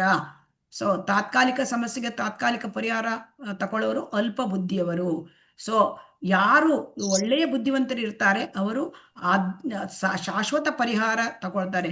ಕೃಷ್ಣ ವರ್ಣಾತ್ ವಿಷಾ ಕೃಷ್ಣ ಸಾಂಗೋಪಾಂಗಾದ ಪಾರ್ಶ್ವತೈಹಿ ಯಜ್ಞೈ ಸಂಕೀರ್ತನ ಪ್ರಾಯೈರ್ ಯಜಂತಿ ಸುಮೇಧಸಃ. ಬುದ್ಧಿವಂತರಾದರು ಏನ್ ಮಾಡ್ತಾರೆ? ಬುದ್ಧಿವಂತರಾದವರು ಅವರು ಇಲ್ಲಿ ಕೃಷ್ಣ ಪ್ರಜ್ಞೆ ಭಕ್ತಿ ಸೇವೆ ತೊಡಗುತ್ತಾರೆ, ಹರೇ ಕೃಷ್ಣ ಮಹಾಮಂತ್ರವನ್ನು ತಗೊಳ್ತಾರೆ. ಅವರು ಎಲ್ಲಿ ಹೋಗ್ತಾರೆ? ಹರೇ ಕೃಷ್ಣ ಭಗವಂತನ ಲೋಕಕ್ಕೆ ಹೋಗ್ತಾರೆ ಅಲ್ವಾ? ಹರೇ ಕೃಷ್ಣ. ಹೌದು ಮಾತಾಜಿ. ಹರೇ ಕೃಷ್ಣ. ಈಗ ನಾವು ಇದನ್ನ ಈ ಎಲ್ಲ ಚಿತ್ರ ಎಲ್ಲ ಅರ್ಥ ಆಯ್ತಾ? ಇದ್ರಲ್ಲಿ ಏನಾದ್ರೂ ಸಮಸ್ಯೆ ಇದೆಯಾ ಅರ್ಥ ಮಾಡ್ಕೊಳ್ಳಿಕ್ಕೆ? ಸಮಸ್ಯೆ ಇಲ್ಲ ಮಾತಾಜಿ. ಓಕೆ, ಹರೇ ಕೃಷ್ಣ.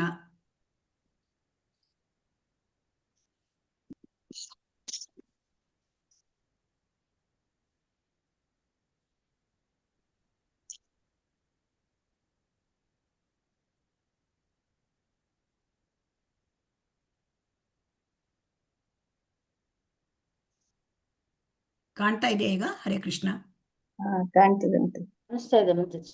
ಹಾಗಾಗಿ ಇಲ್ಲಿ ಭಗವಂತ ಇಲ್ಲಿ ಹೇಳ್ತಾ ಇದ್ದಾರೆ, ಅವನು ನಿತ್ಯ ಸಹಚರರೊಂದಿಗೆ ಅಲ್ಲಿ ವಾಸ ಮಾಡಿದ್ದಾನೆ. ಆದರೆ ಆ ಸಕಲ ಭೌತ ಆಧ್ಯಾತ್ಮಿಕ ಸೃಷ್ಟಿಗಳಲ್ಲೆಲ್ಲ ಸರ್ವಾಂತರ್ಯಾಮಿ ಆಗಿದ್ದಾನೆ. ಎಲ್ಲ ಗೋಲೋಕದಲ್ಲಿ ಅವನ ಆನಂದದಿಂದ ಲೀಲೆಗಳು ತೊಡಗಿದ್ದಾನೆ. ಆದರೆ ಅವನು ಎಲ್ಲ ಕಡೆ ವೈಕುಂಠ ಲೋಕಗಳಲ್ಲಿ, ಉಳಿದ ಎಲ್ಲ ವೈಕುಂಠ ಲೋಕಗಳಲ್ಲಿ ಇದ್ದಾನೆ. ಮತ್ತು ಅವನು ನಮ್ಮ ಭೌತಿಕ ಸೃಷ್ಟಿಯ ಅಲ್ಲಿಯೂ ಬಂದಿದ್ದಾನೆ, ಎಲ್ಲರ ಹೃದಯದಲ್ಲಿ ಇದ್ದಾನೆ. ಹೇಗೆ ಸೂರ್ಯ ಹೇಗೆ ಎಲ್ಲ ಕಡೆ ಇದ್ದಾನೆ, ಒಂದು ಸೂರ್ಯ ಲೋಕದಲ್ಲಿ ಇರ್ತಾನೆ, ಆದರೆ ಅವನ ಕಿರಣಗಳು ಎಲ್ಲ ಕಡೆ ಹಬ್ಬಿರುತ್ತೆ. ಹಾಗೆ ಭಗವಂತ ಅವನು ಗೋಲೋಕ ವೃಂದಾವನದಲ್ಲಿ ಇದ್ದಾನೆ, ಆದರೆ ಎಲ್ಲ ಕಡೆ ಸರ್ವಾಂತರ್ಯಾಮಿ ಆಗಿದ್ದಾನೆ. ಹಾಗಾಗಿ ಇಲ್ಲಿ ಶ್ರೀಲ ಪ್ರಭುಪಾದರು ಹೇಳ್ತಾರೆ, ಜೀವನದ ಸಮಸ್ಯೆಗಳು ಚಂದ್ರನ ಬಳಿಗೆ ಹೋದ್ರೆ, ಅಂದ್ರೆ ಸ್ವರ್ಗಲೋಕಕ್ಕೆ ಹೋದ್ರೆ ಪರಿಹಾರ ಆಗೋದಿಲ್ಲ. ಹರೇ ಕೃಷ್ಣ. ಇದನ್ನು ಯಾರಾದ್ರೂ ಓದಿ. ಹರೇ ಕೃಷ್ಣ. ಹರೇ ಕೃಷ್ಣ ಮಾತಾಜಿ. ಸ್ವಲ್ಪ ಕೆಳಗೆ ಮಾಡಿ. ಜೀವನ ಸಮಸ್ಯೆಗಳು ಚಂದ್ರನ ಬಳಿಗೆ ಹೋದ ಮಾತ್ರಕ್ಕೆ ಪರಿಹಾರವಾಗುವುದಿಲ್ಲ. ಕೆಲವರ ಹೆಸರು ಪ್ರಸಿದ್ಧಿ ಗಳಿಸಲು ಧಾರ್ಮಿಕ ವ್ಯಕ್ತಿಗಳಾಗುತ್ತಾರೆ. ಇವರು ಹುಸಿ ಉಪಾಸಕರು. ಇಂತಹ ಹುಸಿ ಉಪಾಸಕರು ಈ ಜಗತ್ತಿನಾಚೆ ಹೋಗಿ ಆಧ್ಯಾತ್ಮಿಕ ಆಕಾಶವನ್ನು ಸೇರಬಯಸುವುದಿಲ್ಲ. ಭಗವಂತನನ್ನು ಆರಾಧನೆ ಮಾಡುವ ಸೋಗು ಹಾಕುತ್ತಾ ಈ ಜಗತ್ತಿನಲ್ಲಿ ಯಥಾಸ್ಥಿತಿಯನ್ನು ಮುಂದುವರಿಸಿಕೊಂಡು ಹೋಗ ಬಯಸುತ್ತಾರೆ. ನಾಸ್ತಿಕರು ಮತ್ತು ಮಾಯಾವಾದಿಗಳು ಅಂತ ಹುಸಿ ಧಾರ್ಮಿಕರಿಗೆ ನಾಸ್ತಿಕವಾದನ್ನು ಉಪದೇಶಿಸಿ ಅವರನ್ನು ಅಂಧತಮ ಪ್ರದೇಶಗಳಿಗೆ ಒಯ್ಯುತ್ತಾರೆ. ನಾಸ್ತಿಕನಾದವನು ದೇವೋತ್ತಮ ಪರಮಪುರುಷನೆಂಬುದನ್ನು ಇಲ್ಲವೆಂದು ನೇರವಾಗಿ ಹೇಳುತ್ತಾನೆ. ಮಾಯಾವಾದಿಗಳು ಪರಮಪ್ರಭುವಿನ ನಿರಾಕಾರ ಸ್ವರೂಪವನ್ನು ಒತ್ತಿ ಹೇಳಿ ನಾಸ್ತಿಕರನ್ನು ಬೆಂಬಲಿಸುತ್ತಾರೆ. ಇಲ್ಲಿಯವರೆಗೆ ದೇವೋತ್ತಮ ಪರಮಪುರುಷ ಇಲ್ಲವೆಂದು ಹೇಳುವ ಯಾವ ಮಂತ್ರವೂ ಈಶೋಪನಿಷತ್ತಿನಲ್ಲಿರುವುದು ನಮ್ಮ ಗಮನಕ್ಕೆ ಬಂದಿಲ್ಲ. ಅವನು ಎಲ್ಲರಿಗಿಂತ ವೇಗವಾಗಿ ಓಡಬಲ್ಲವನು ಎಂದು ಅದರಲ್ಲಿ ಹೇಳಿದೆ. ಇತರ ಗ್ರಹಗಳತ್ತ ಓಡುತ್ತಿರುವವರೆಂದರೆ ಮನುಷ್ಯರೇ. ಅವರೆಲ್ಲರಿಗಿಂತ ಭಗವಂತನು ವೇಗವಾಗಿ ಓಡಬಲ್ಲನಾದರೆ ಅವನನ್ನು ನಿರಾಕಾರನೆಂದು ಹೇಗೆ ಹೇಳುವುದು?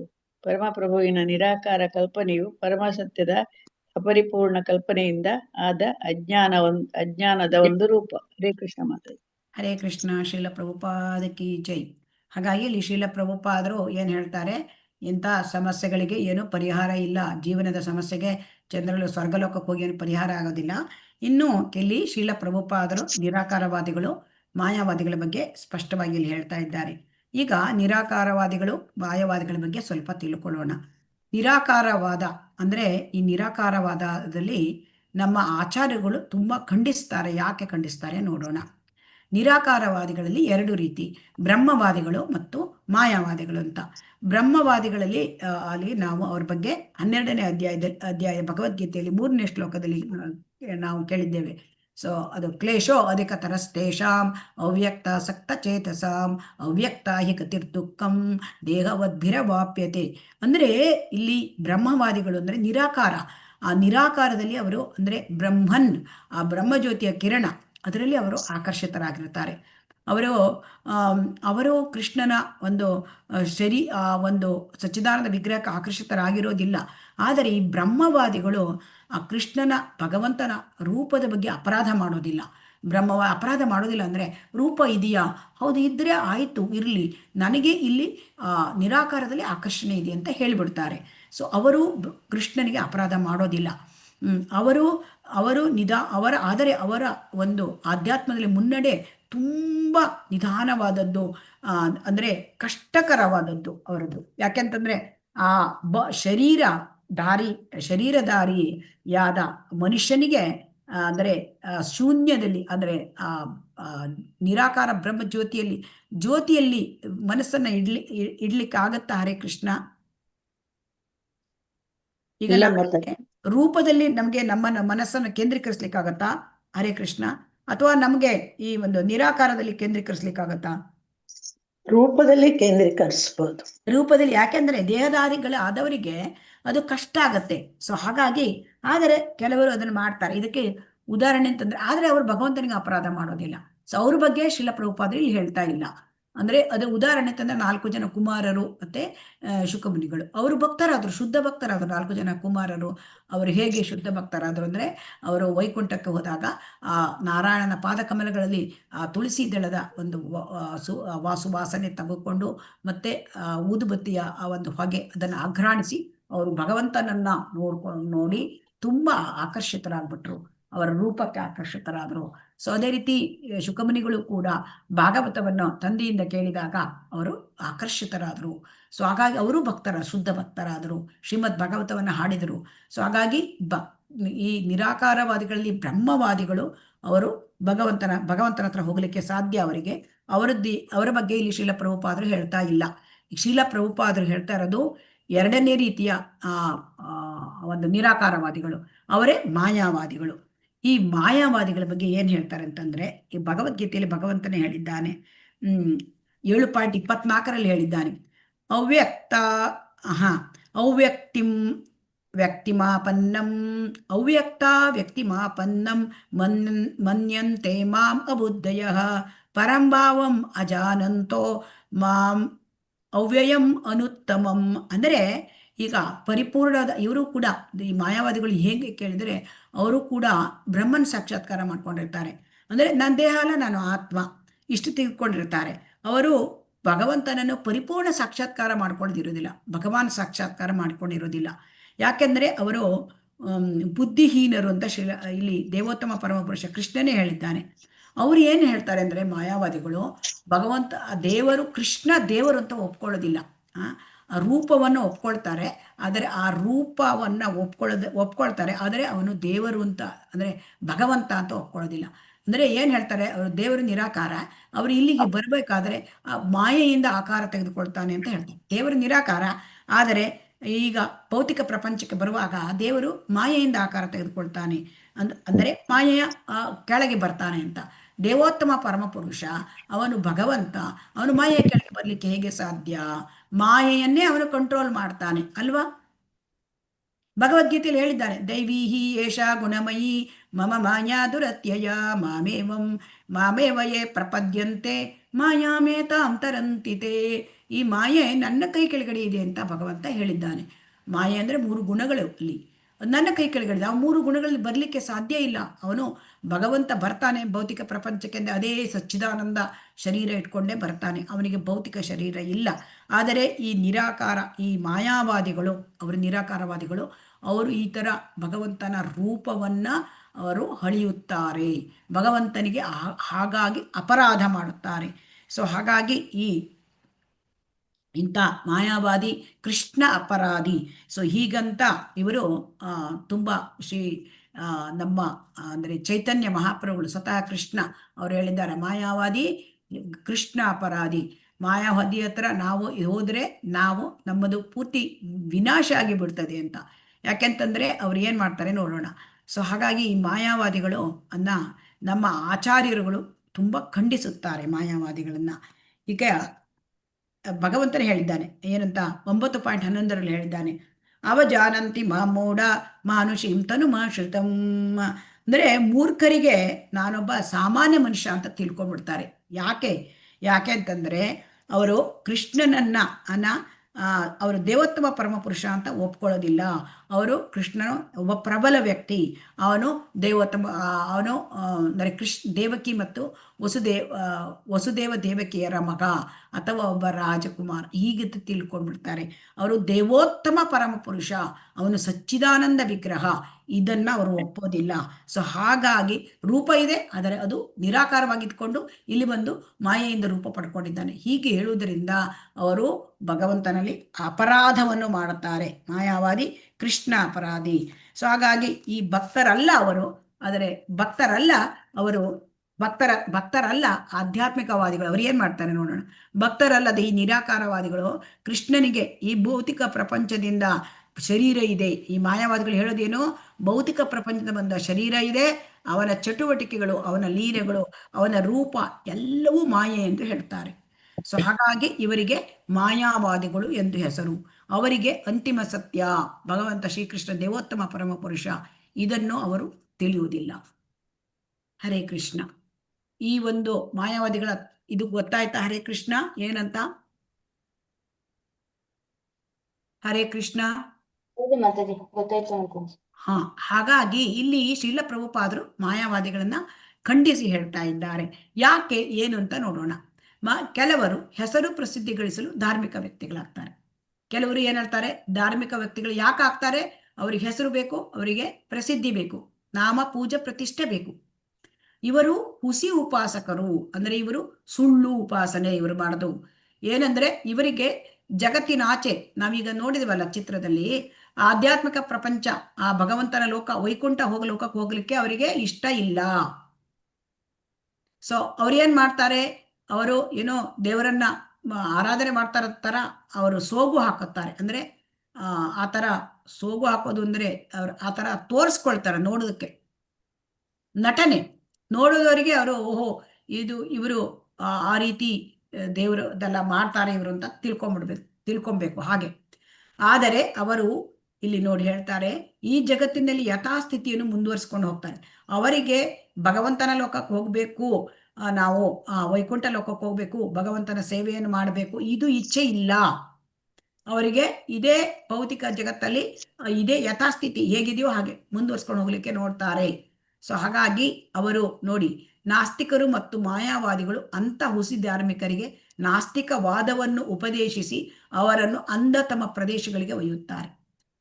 ಇಲ್ಲಿ ಮಾಯಾವಾದಿಗಳು ಮತ್ತು ನಾಸ್ತಿಕರು ಅಂದ್ರೆ ದೇವರಿಲ್ಲ ಹೇಳೋರು ಅವರು, ಮತ್ತು ಅಂತವರು ಮಾಯಾವಾದಿಗಳು ಕೂಡ. ಇವರು ಎರಡೂ ಜನರು ಕೂಡ ಅತೀಸ್ಟ್, ನಾಸ್ತಿಕರು ಮತ್ತು ಮಾಯಾವಾದಿಗಳು, ಇವರು ಎರಡೂ ಜನರು ಕೂಡ ಈ ಯಾರು ನಿಜವಾಗಿ ಯಾರಿಗೆ ಭಗವಂತ ಕಡೆ ಹೋಗ್ಲಿಕ್ಕೆ ಇಷ್ಟ ಇರೋದಿಲ್ಲ, ಆದರೆ ಇದೇ ಭೌತಿಕ ಜಗತ್ತಿಗೆ ಇರ್ತೇವೆ ಅಂಥವರಿಗೆ ಏನ್ ಮಾಡ್ತಾರೆ, ಇವರು ನಾಸ್ತಿಕವಾದವನ್ನು ಉಪದೇಶಿಸುತ್ತಾರೆ. ಅಂದ್ರೆ ದೇವರು ನಿರಾಕಾರ, ಶಕ್ತಿ ಅಂತ ಹೇಳಿ ಅವರು ಉಪದೇಶ ಮಾಡ್ತಾರೆ.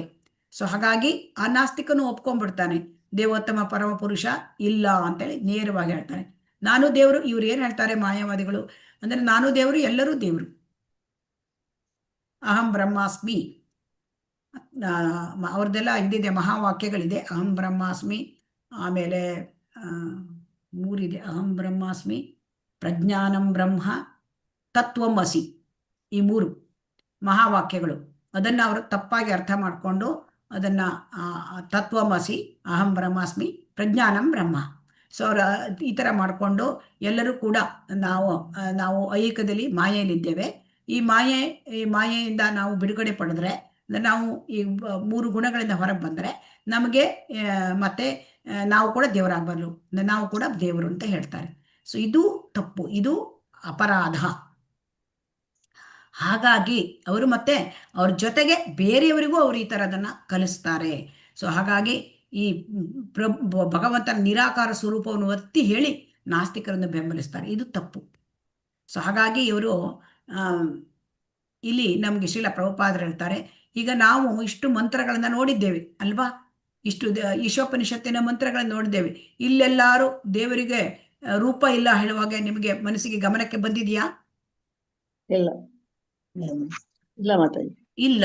ಸೊ ಹಾಗೆ ಇಲ್ಲಿ ಕೂಡ ಆಮೇಲೆ ಇಲ್ಲಿ ಹೇಗೆ ಕೇಳಿದ್ರೆ 4ನೇ ಮಂತ್ರದಲ್ಲಿ ಹೇಳ್ತಾನೆ, ದೇವೋತ್ತಮ ಪರಮ ಪುರುಷನು ತನ್ನ ಧಾಮದಲ್ಲಿ ಅಚಲವಾಗಿದ್ದರೂ ಮನಸ್ಸಿಗಿಂತಲೂ ವೇಗವುಳ್ಳವನು, ಓಡುತ್ತಿರುವ ಇತರ ಎಲ್ಲರನ್ನೂ ಹಿಂದೆ ಹಾಕಬಲ್ಲನು ಅಲ್ವಾ. ಓಡ್ತಾನೆ ಭಗವಂತ ಅಂತ ಇಲ್ಲಿದೆ. ಆ 4ನೇ ಮಂತ್ರದಲ್ಲಿ ಈಶೋಪನಿಷತ್ತಲ್ಲಿ ಓಡ್ಬೇಕಾದ್ರೆ ಶರೀರ ಇರ್ಬೇಕಲ್ವಾ? ಹರೇ ಕೃಷ್ಣ. ಹೌದು ಮಾತಾಜಿ, ಶರೀರ ಇರಬೇಕು. ಅವ್ರು ಏನ್ ಹೇಳ್ತಾರೆ, ಭಗವಂತ ನಿರಾಕಾರ, ಶರೀರ ಇಲ್ಲ ಅಂತ ಹೇಳ್ತಾರೆ. ಆದರೆ ಶರೀರ ಇದೆ ಅಂತ ಈ ಈಶೋಪನಿಷತ್ತಿಂದ ಅರ್ಥ ಆಗತ್ತೆ ಅಲ್ವಾ.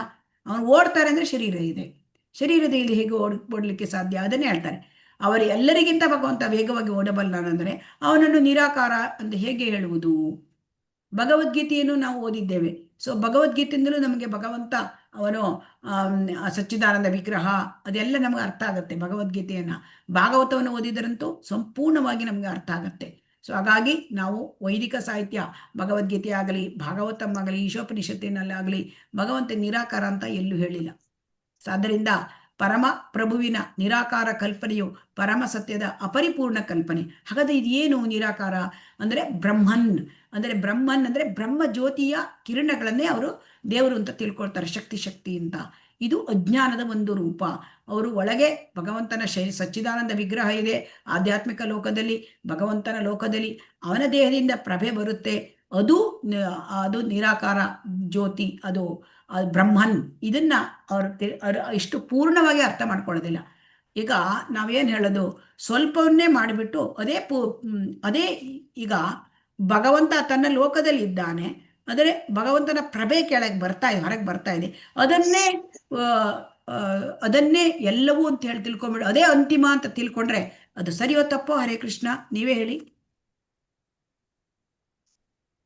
ಭಗವಂತ ತನ್ನ ಲೋಕದಲ್ಲಿ ಇದ್ದಾನೆ, ಅವನ ಶರೀರದಿಂದ ಪ್ರಭೆ ಬರ್ತಾ ಇದೆ, ಈ ಪ್ರಭೆಯನ್ನೇ ದೇವರು ಅಂತ ತಿಳ್ಕೊಂಡ್ರೆ ಅದು ಸತ್ಯ, ಅದು ಪರಿಪೂರ್ಣವ ಅಥವಾ ಅಪರಿಪೂರ್ಣವ? ಹರೇ ಕೃಷ್ಣ. ಅಪರಿಪೂರ್ಣ ಮಾತಾಜಿ, ಅಪರಿಪೂರ್ಣ. ಯಾಕಂದ್ರೆ ಭಗವಂತನ ಶರೀರದಿಂದ ಪ್ರಭೆ ಬರುತ್ತೆ, ಅದು ಅದು ಅವನ ಶಕ್ತಿ, ಅದು ಅಂತ ಅದನ್ನ ತಿಳ್ಕೊಳ್ಳೋದು ಬಿಟ್ಟು ಆ ನಿರಾಕಾರ ಶಕ್ತಿಯನ್ನೇ, ಆ ಒಂದು ಬ್ರಹ್ಮಜ್ಯೋತಿಯನ್ನೇ ಶಕ್ತಿ ಅದೇ ದೇವರು ಅಂತ. ಆದ್ದರಿಂದ ಅವರು ಅಪರಿಪೂರ್ಣ ಕಲ್ಪನೆ ಮಾಡಿಕೊಂಡು ಅಜ್ಞಾನದಿಂದ ಇದ್ದಾರೆ ಮತ್ತು ಅದನ್ನು ಬೇರೆಯವರಿಗೂ ಬೆಂಬಲಿಸುತ್ತಾರೆ. ಇದು ಬಹಳ ಮುಖ್ಯವಾಗಿದ್ದು. ಎಲ್ಲರೂ ದೇವರೇ ಅಂತ ಹೇಳ್ತಾರೆ, ಎಲ್ಲರೂ ದೇವರಾಗ್ಲಿಕ್ಕೆ ಸಾಧ್ಯ? ಭಗವಂತ ವಿಭು, ನಾವು ಅಣು ಯಾವತ್ತು ವಿಭು ಆಗ್ಲಿಕ್ಕೆ ಸಾಧ್ಯವಾ? ಹರೇ ಕೃಷ್ಣ. ಅಥವಾ ಒಂದು ಬೆಂಕಿಯ ಕಿಡಿ, ಬೆಂಕಿಯ ಜ್ವಾಲೆ ಆಗ್ಲಿಕ್ಕೆ ಸಾಧ್ಯವಾ? ಸಾಧ್ಯ ಇಲ್ಲ. ಅಥವಾ ಒಂದು ಹನಿ ನೀರು ಒಂದು ಸಮುದ್ರ ಆಗ್ಲಿಕ್ಕೆ ಸಾಧ್ಯ ಆಗಲ್ಲ, ಸಾಧ್ಯ ಇಲ್ಲ. ಅವ್ರು ಏನ್ ಹೇಳ್ತಾರೆ ಅಂತಂದ್ರೆ, ಈ ಮಾಯವಾದಿಗಳು ಅಂದ್ರೆ ಅವರು ನಾನು ದೇವರು, ಎಲ್ಲರೂ ದೇವರು, ನಾನು ದೇಹ, ದೇಹ ಅಲ್ಲ ನನ್ನ ಆತ್ಮ ಅಂತ ತಿಳ್ಕೊಂಡಾಗ ಈ ದೇಹ ತ್ಯಾಗ ಮಾಡಿದ್ರೆ ನಾನು ಬ್ರಹ್ಮ ಜ್ಯೋತಿಯಲ್ಲಿ ಒಂದಾಗ್ಬಿಡ್ತಾನೆ ದೇವರ ಜೊತೆಗೆ. ಹೀಗೆ ನಾನು ದೇವರಾಗೋದು. ಇದು ಮಾಯೆಯ ಕೊನೆಯ ಬಲೆ ಅಂತ ಹೇಳ್ತಾರೆ. ಲಾಸ್ಟ್ ಸ್ನೇರ್ ಆಫ್ ಮಾಯೆಯ ಕೊನೆಯ ಬಲೆ. ಸೊ ಅಂದರೆ ಅವರಿನ್ನೂ ಇದರಲ್ಲಿ ಇಲ್ಲ, ಅಂದ್ರೆ ಸರಿಯಾಗಿ ಭಗವಂತನ ಸಾಕ್ಷಾತ್ಕಾರ ಮಾಡ್ಕೊಳ್ಳಿಲ್ಲ. ಅವರಿಗೆ ಆಗಿರೋದು ಕೇವಲ ಬ್ರಹ್ಮನ್ ಸಾಕ್ಷಾತ್ಕಾರ. ಹರೇ ಕೃಷ್ಣ. ಹರೇ ಕೃಷ್ಣ. ವೈದಿಕ ವಿಧಿಗಳನ್ನು ಉಲ್ಲಂಘಿಸುವ ಹುಸಿ ಧಾರ್ಮಿಕವಾದಿಗಳು ಮತ್ತು ಅವತಾರ ಪುರುಷರೆಂದು ಹೇಳಿಕೊಳ್ಳುವವರು ಜಗತ್ತಿನ ಅಂಧತಮ ಪ್ರದೇಶಗಳಿಗೆ ಹೋಗುವರು, ಏಕೆಂದರೆ ಅವರು ತಮ್ಮ ಅನುಯಾಯಿಗಳನ್ನು ತಪ್ಪುದಾರಿಗಳಿಗೆ ಎಳೆಯುತ್ತಾರೆ. ಸಾಮಾನ್ಯವಾಗಿ ಮಾಯವಾದಿಗಳು ವೈದಿಕ ಜ್ಞಾನವಿಲ್ಲದ ಮೂರ್ಖರೆದುರು ತಾವೇ ದೇವರು ಅವತಾರವೆಂದು ಸೋಗು ಹಾಕುತ್ತಾರೆ.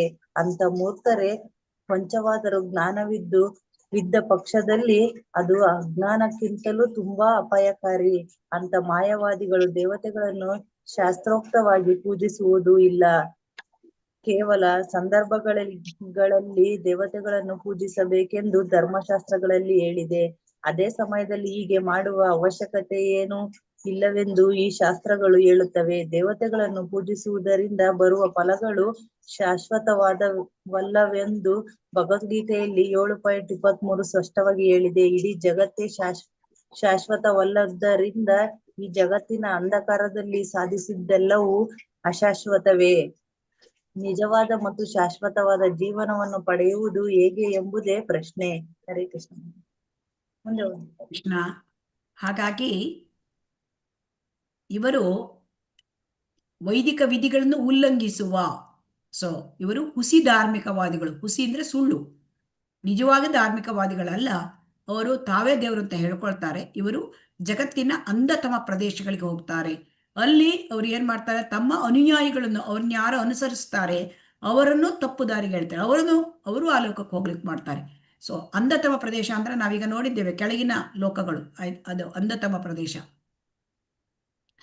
ಸಾಮಾನ್ಯವಾಗಿ ಮಾಯಾವಾದಿಗಳು ವೈದಿಕ ಜ್ಞಾನವಿಲ್ಲದ ಮೂರ್ಖರೆದುರು ತಾವೇ ದೇವರ ಅವತಾರ. ಸೊ ಯಾರಿಗೆ ಅವರು ಭಕ್ತರೆದುರಿಗೆ ಹೀಗೆ ಹೇಳಲಿಕ್ಕೆ ಬರೋಲ್ಲ, ಭಕ್ತರಿಗೆ ಅರ್ಥ ಆಗತ್ತೆ. ಯಾರಿಗೆ ಇನ್ನು ಭಕ್ತಿಗೆ ಬಂದಿಲ್ಲ ಅಥವಾ ಯಾರಿಗೆ ವೈದಿಕ ಜ್ಞಾನ ಅಂದರೆ ಶಾಸ್ತ್ರಗಳ ಜ್ಞಾನ ಇರೋದಿಲ್ಲ, ಈಗ ನಾವು ಭಗವದ್ಗೀತೆಗೆ ತರಗತಿಗೆ ಬಂದಿದ್ದೇವೆ, ಈಗ ಈ ರೀತಿಯಾದ ತರಗತಿಗಳನ್ನ ಕೇಳ್ತಾ ಇದ್ದೇವೆ, ನಮಗೆ ಈಗ ಅವರು ಹೀಗೆ ಹೇಳಿದ್ರೆ ನಾವು ನಂಬ್ತೇವಾ? ಹರೇ ಕೃಷ್ಣ. ಇಲ್ಲ ಮಾತಾಜಿ, ನಂಬೋದಿಲ್ಲ ಮಾತಾಜಿ. ಆದರೆ ಇಲ್ಲಿ ಯಾರನ್ನ ನಂಬಿಸ್ತಾರೆ ಅವರು? ವೈದಿಕ ಜ್ಞಾನ ಇಲ್ಲದ ಮೂರ್ಖರು ಎದುರು ನಂಬಿಸ್ತಾರೆ. ಇಲ್ದೇ ಯಾಕಂದ್ರೆ ಇರೋ ಅವರು ಭಗವದ್ಗೀತೆ ತರಗತಿ ಬರೋರು ತುಂಬಾ ಕೆಲವೇ ಜನ ಅಲ್ವಾ, ಬೆರಳೆಣಿಕೆ ಎಣಿಸುವಷ್ಟು ಅಲ್ವಾ, ಒಂದು ಹೌದು 50 100 ಜನ ಅಲ್ವಾ ಅಲ್ಲಿ. ಆದರೆ ಹೌದು ಜಾಸ್ತಿ ಜನ ಅವರು ಯಾರು ಈ ಶಾಸ್ತ್ರಗಳನ್ನ ಓದೋದಿಲ್ಲ, ಅವರು ಸಾಮಾನ್ಯ ಜೀವನ ಮಾಡ್ತಾ ಇರ್ತಾರೆ, ಅವರು ಭೌತಿಕದಲ್ಲೇ ಇರ್ತಾರೆ. ಅವರಿಗೆ ಇವರು ಏನ್ ಹೇಳ್ತಾರೆ, ಎಲ್ಲರೂ ದೇವರು, ತಾವು ದೇವರು, ಎಲ್ಲರೂ ದೇವರು, ನಾನು ನಾರಾಯಣ, ಎಲ್ಲರೂ ನಾರಾಯಣ, ಈ ರೀತಿಯ ಆಗೋದ್ರಿಂದ ಅವರು ಏನ್ ಮಾಡ್ತಾರೆ, ತಮ್ಮ ಅನುಯಾಯಿಗಳನ್ನು ತಪ್ಪು ದಾರಿಗೆ ಎಳೆಯುತ್ತಾರೆ. ಅಂದ್ರೆ ನಾವು ಭಗವಂತನ ಕಡೆ ಕರ್ಕೊಂಡು ಹೋಗ್ಬೇಕಲ್ವಾ, ಹರೇ ಕೃಷ್ಣ. ಹೌದು ಮಾತಾಜಿ. ಆದರೆ ಇದು ತಪ್ಪು ದಾರಿ, ಭಗವಂತನ ದಾರಿಗೆ ಹೋಗ್ಬೇಕು ಭಗವಂತನ ಹತ್ರ ಅಂದ್ರೆ ಹೀಗೆ. ಅವರು ತಪ್ಪು ದಾರಿಗೆ ಎಳ್ಕೊಂಡು ಹೋಗ್ಬಿಟ್ರೆ ಅವರ ಅನುಯಾಯಿಗಳು ಅವ್ರ ಹಿಂದೆ ಹೋದ್ರೆ ಏನಾಗುತ್ತೆ ಅಂತ ಹೇಳ್ತಾ ಇದ್ದಾರೆ, ಅಂಧತಮ ಪ್ರದೇಶಕ್ಕೆ ಹೋಗ್ತಾರೆ. ಇದು ಅಜ್ಞಾನಕ್ಕಿಂತಲೂ ತುಂಬಾ ಅಪಾಯಕಾರಿ. ಅಂದ್ರೆ ತಪ್ಪಾಗಿ ತಿಳಿದ ಜ್ಞಾನ, ಅಜ್ಞಾನ ಇದ್ರೂ ಅಡ್ಡಿಲ್ಲ. ಯಾಕಂದ್ರೆ ಯಾವ ತರ ಒಂದ್ ದಿವಸ ಕೃಷ್ಣ ದೇವೋತ್ತಮ ಪರಮ ಪುರುಷ ಅಂತ ಯಾರಾದ್ರೂ ಭಕ್ತರು ಬಂದು ಹೇಳಿದ್ರು ನಂಬ್ಕೋತಾರೆ. ಅಜ್ಞಾನಿಗಳಿಗಿಂತ ಇದು ಅಪಾಯಕಾರಿ. ಯಾಕೆಂದ್ರೆ ಅಜ್ಞಾನ ಇದ್ರೆ ಅವರು ಅಲ್ಲೇ ಇರ್ತಾರೆ. ಅವರು ಆಮೇಲೆ ಯಾವತ್ತಾದ್ರೂ ಒಂದು ಪುಣ್ಯ ಕಾಲ ಬಂದಾಗ ಏನಾದ್ರೂ ಒಂದು ಅದು ಏನ್ ಹೇಳ್ತಾರೆ, ಗುರುಕೃಷ್ಣ ಕೃಪಾಪ ಹೇ ಭಕ್ತಿಲತಾ ಬೀಜ, ಅವ್ರು ಯಾವುದೋ ಒಂದು ಕೃಪೆ ಭಗವಂತರದಿದ್ರೆ ಅವ್ರಿಗೆ ಯಾರಾದ್ರೂ ಭಕ್ತರು ಸಿಕ್ಕಿ ಸರಿಯಾದ ಮಾರ್ಗ ಹಚ್ಚುತ್ತಾರೆ. ಆದ್ರೆ ಅವರು ಈ ಅಜ್ಞಾನಕ್ಕಿಂತಲೂ ಇದು ಅಪಾಯ. ಯಾಕಂದ್ರೆ ಇವ್ರನ್ನ ನಂಬ್ಕೊಂಡು ಹೋದ್ರೆ ಏನಾಗುತ್ತೆ, ಅವರು ಅದೇ ತರ ಅಂಧತಮ ಪ್ರದೇಶಕ್ಕೆ ಹೋಗ್ತಾರೆ, ತಮ್ಮ ಅನುಯಾಯಿಗಳನ್ನು ತಪ್ಪು ದಾರಿಗಳಿದ್ದಾರೆ. ಅದಕ್ಕಾಗಿ ಅವರಿಗೆ ಅಂಧತಮ, ಅವರು ದೇವತೆಗಳನ್ನು ಶಾಸ್ತ್ರೋಕ್ತವಾಗಿ ಅವರು ಪೂಜಿಸೋದಿಲ್ಲ. ಸೊ ಹಾಗಾಗಿ ಇಲ್ಲಿ ಈ ರೀತಿಯಾಗಿ ಹೇಳ್ತಾರೆ, ದೇವತೆಗಳನ್ನು ಪೂಜಿಸಿದ್ರು ಕೂಡ ಫಲ ಏನು, ಆ ಫಲ ಅದು ಶಾಶ್ವತವಾದದ್ದಲ್ಲ. ಅದಕ್ಕೆ ಭಗವದ್ಗೀತೆಯಲ್ಲಿ ಹೇಳಿದ್ದಾರೆ, ಅಂತವತ್ತು ಫಲಂ ತೇಷಾಂ ತದ್ಭವತಿ ಅಲ್ಪಮೇಧಸಾಂ ದೇವಾನ್ ದೇವೇಜೋ ಯಾಂತಿ ಮದ್ಭಕ್ತ ಯಾಂತಿ ಮಾಮಪಿ. ಅದೇ ದೇವತೆಗಳನ್ನು ಪೂಜೆ ಮಾಡಿದ್ರೆ ದೇವತೆಗಳ ಲೋಕಕ್ಕೆ ಹೋಗ್ತಾರೆ, ಆದರೆ ಭಗವಂತನನ್ನು ಪೂಜೆ ಮಾಡಿದರೆ ಭಗವಂತನ ಲೋಕ, ಅವೈಕುಂಠ ಲೋಕ, ಅಲ್ಲಿ ಹೋಗ್ತಾರೆ. ಕೃಷ್ಣನನ್ನು ಪೂಜೆ ಮಾಡಿದರೆ ಕೃಷ್ಣ ಲೋಕಕ್ಕೆ ಹೋಗ್ತಾರೆ, ಅವರು ಗೋಲೋಕ ವೃಂದಾವನಕ್ಕೆ ಹೋಗ್ತಾರೆ. ಹಾಗಾಗಿ ಇಲ್ಲಿ ಏನ್ ಹೇಳ್ತಾರೆ ಅಂದ್ರೆ, ಈಗ ಜಗತ್ತಿನ ಅಂಧಕಾರದಲ್ಲಿ ಸಾಧಿಸಿದ್ದೆಲ್ಲವೂ ಅಶಾಶ್ವತ. ಜಗತ್ತನ್ನ ಅಂಧಕಾರ ಅಂತ ಯಾಕೆ ಹೇಳ್ತಾರೆ, ಆ ಜಗತ್ತಲ್ಲಿ 7 ಪದರಗಳು ಇರ್ತದೆ ಪ್ರತಿ ಬ್ರಹ್ಮಾಂಡದಲ್ಲೂ. ಆ ಪದರದಲ್ಲಿ ಕೃಷ್ಣ ಇದ್ದರೆ ಮಾತ್ರ, ಸೂರ್ಯ ಇದ್ದರೆ ಮಾತ್ರ ಚಂದ್ರ ಭಗವಂತ ಕೊಟ್ರೆ ಅಲ್ಲಿ ಬೆಳಕು, ಇಲ್ಲದಿದ್ರೆ ಅಲ್ಲಿ ಬೆಳಕಿಲ್ಲ, ಅಂಧಕಾರ, ಅಲ್ಲಿ ಇರೋದು ಅಂಧಕಾರ. ಸೊ ಅಲ್ಲಿ ಈ ಜಗತ್ತು ನಾವು ಅಜ್ಞಾನದಲ್ಲಿ ಅಂಧಕಾರದಲ್ಲಿ ಇದ್ದಾಗ, ಮತ್ತೊಂದು ರೀತಿಯ ಅರ್ಥ ಅಂದ್ರೆ ಅಜ್ಞಾನದ ಅಂಧಕಾರದಲ್ಲಿ ಇದ್ದಾಗ ನಾವಿಲ್ಲಿ ಏನೇ ಸಾಧನೆ ಮಾಡಬಹುದು. ಇಂಜಿನಿಯರ್ ಆಗಿರ್ಬೋದು, ಡಾಕ್ಟರ್ ಆಗಿರ್ಬೋದು, ಸಂಶೋಧನೆಗಳನ್ನು ಮಾಡ್ಬೋದು, ಎಷ್ಟೋ ಬಿಸ್ನೆಸ್ ಮಾಡ್ಬೋದು, ಅಥವಾ ಈ ಒಂದು ಭೌತಿಕತೆ ಇದ್ದಾಗ, ಅಥವಾ ಆಧ್ಯಾತ್ಮಿಕವಾಗಿ ಈ ರೀತಿ ಅಂದರೆ ತಪ್ಪುದಾರಿಗೆ ಹಿಡಿದ, ಅಂದರೆ ಆಧ್ಯಾತ್ಮಿಕವಾದಿಗಳು ಈ ರೀತಿಯಾದ ತಪ್ಪುದಾರಿ ಹಿಡಿದ, ಅಂದರೆ ಈ ಮಾಯಾವಾದಿಗಳು ಈ ತರ ಎಲ್ಲ ಸಾಧನೆ ಮಾಡ್ಬೋದು. ಆದ್ರೆ ಅದ್ಯಾವುದಾದ್ರೂ ಶಾಶ್ವತವಾ, ಹರೇ ಕೃಷ್ಣ? ಇಲ್ಲ ಮಾತಾಜಿ. ಅದಕ್ಕೆ ಶ್ರೀಲ ಪ್ರಭುಪಾದರು ಆಚಾರ್ಯರು ಅವ್ರು ಏನ್ ಹೇಳ್ತಾರೆ, ನಿಜವಾದ ಮತ್ತು ಶಾಶ್ವತವಾದ ಜೀವನವನ್ನು ಪಡೆಯುವುದು ಹೇಗೆ, ಇದು ಪ್ರಶ್ನೆ ಅಲ್ವಾ, ಇದು ನಿಜವಾದ ಪ್ರಶ್ನೆ ಅಲ್ವಾ. ಹೌದು. ಇಲ್ಲಿ ನಾವು ಅಶಾಶ್ವತವಾದದ್ದನ್ನ ಪಡಿಲಿಕ್ಕೆ ನಮ್ಮ ಸಮಾಜ, ನಮ್ಮ ಒಂದು ಎಲ್ಲ ಸಮಾಜದ ಒಂದು ಸಮಾಜದಲ್ಲಿ ಇರ್ತಕ್ಕಂಥ ವ್ಯವಸ್ಥೆ, ಇದು ನಮ್ಮನ್ನ ಭೌತಿಕ ಪ್ರಪಂಚದಲ್ಲಿ ಉಳಿಸ್ಲಿಕ್ಕೆ ನೋಡ್ತಾ ಇದೆ ಅಲ್ವಾ.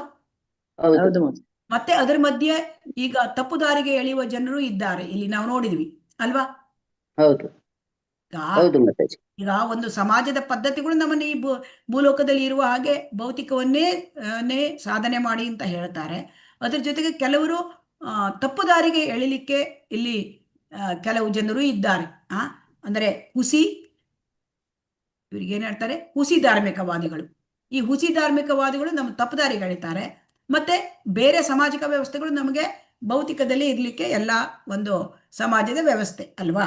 ಈಗ ಅದಕ್ಕೆ ಶ್ರೀಲ ಪ್ರಭುಪಾದರು ಏನ್ ಹೇಳ್ತಾರೆ, ಆಚಾರ್ಯರು, ಈಗ ನಿಜವಾದಿ ಶಾಶ್ವತವಾದ ಜೀವನವನ್ನು ಹೇಗೆ ಪಡೆಯುವುದಾಗಾದ್ರೆ ಅಲ್ವಾ, ಹೌದು ಪ್ರಶ್ನೆ ಇದು ಬರುತ್ತೆ ಅಲ್ವಾ. ಸೊ ಹಾಗಾಗಿ ಇಲ್ಲಿ ಹರೇ ಕೃಷ್ಣ ಇದು ಓದಿ. ಹರೇ ಕೃಷ್ಣ. ಓದಿ ಭಕ್ತಿ ಸೇವೆಯ ಮೂಲಕ ತನ್ನನ್ನು ತಲುಪಿದೊಡನೆ ದೇವೋತ್ತಮ ಪರಮಪುರುಷನ ಸಾನ್ನಿಧ್ಯ ದೊರಕುವ ವಿಧಾನ ಇದೊಂದೇ. ಜನನ ಮರಣಗಳ ಬಂಧನದಿಂದ ಪೂರ್ಣ ಬಿಡುಗಡೆ ದೊರಕುತ್ತದೆ ಎಂದು ಭಗವಂತ ಹೇಳುತ್ತಾನೆ. ಬೇರೆ ಮಾತುಗಳಲ್ಲಿ ಹೇಳುವುದಾದರೆ, ಐಹಿಕ ಬಂಧನಗಳಿಂದ ಮುಕ್ತಿ ಪಡೆಯುವ ವಿಧಾನವು ಪೂರ್ಣವಾಗಿ ಜ್ಞಾನ ಮತ್ತು ವೈರಾಗ್ಯದ ತತ್ವಗಳ ಮೇಲೆ ನಿಂತಿದೆ. ಹುಸಿ ಧಾರ್ಮಿಕವಾದಿಗಳಿಗೆ ಜ್ಞಾನವೂ ಇಲ್ಲ, ಐಹಿಕ ವಿಷಯಗಳಲ್ಲಿ ವೈರಾಗ್ಯವೂ ಇಲ್ಲ, ಏಕೆಂದರೆ ಅವರಲ್ಲಿ ಬಹುತೇಕ ಜನರು ಪರೋಪಕಾರ ಮತ್ತು ಲೋಕೋಪಕಾರ ಚಟುವಟಿಕೆಗಳ ಹೆಸರಿನಲ್ಲಿ ಐಹಿಕ ಬಂಧನವೆಂಬ ಚಿನ್ನದ ಸರಪಣಿಯಲ್ಲಿ ಧಾರ್ಮಿಕ ತತ್ವಗಳ ವೇಷ ಹಾಕಿ ಬದುಕಲು ಇಷ್ಟಪಡುತ್ತಾರೆ. ಧಾರ್ಮಿಕ ಡಂಬಾಚಾರಗಳನ್ನು ಪ್ರದರ್ಶಿಸುತ್ತಾ ಅವರು ಎಲ್ಲಾ ಬಗೆಯ ಅನೈತಿಕ ಕೆಲಸಗಳಲ್ಲಿ ತೊಡಗಿದ್ದು ಭಕ್ತಿ ಸೇವೆಯ ಸೋಗು ಹಾಕುತ್ತಾರೆ. ಹೀಗೆ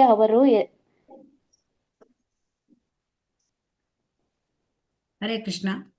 ಅವರು ಹೆಸರಿಗೆ ಮಾತ್ರ ಆಧ್ಯಾತ್ಮಿಕ ಗುರುಗಳಾಗಿರುತ್ತಾರೆ.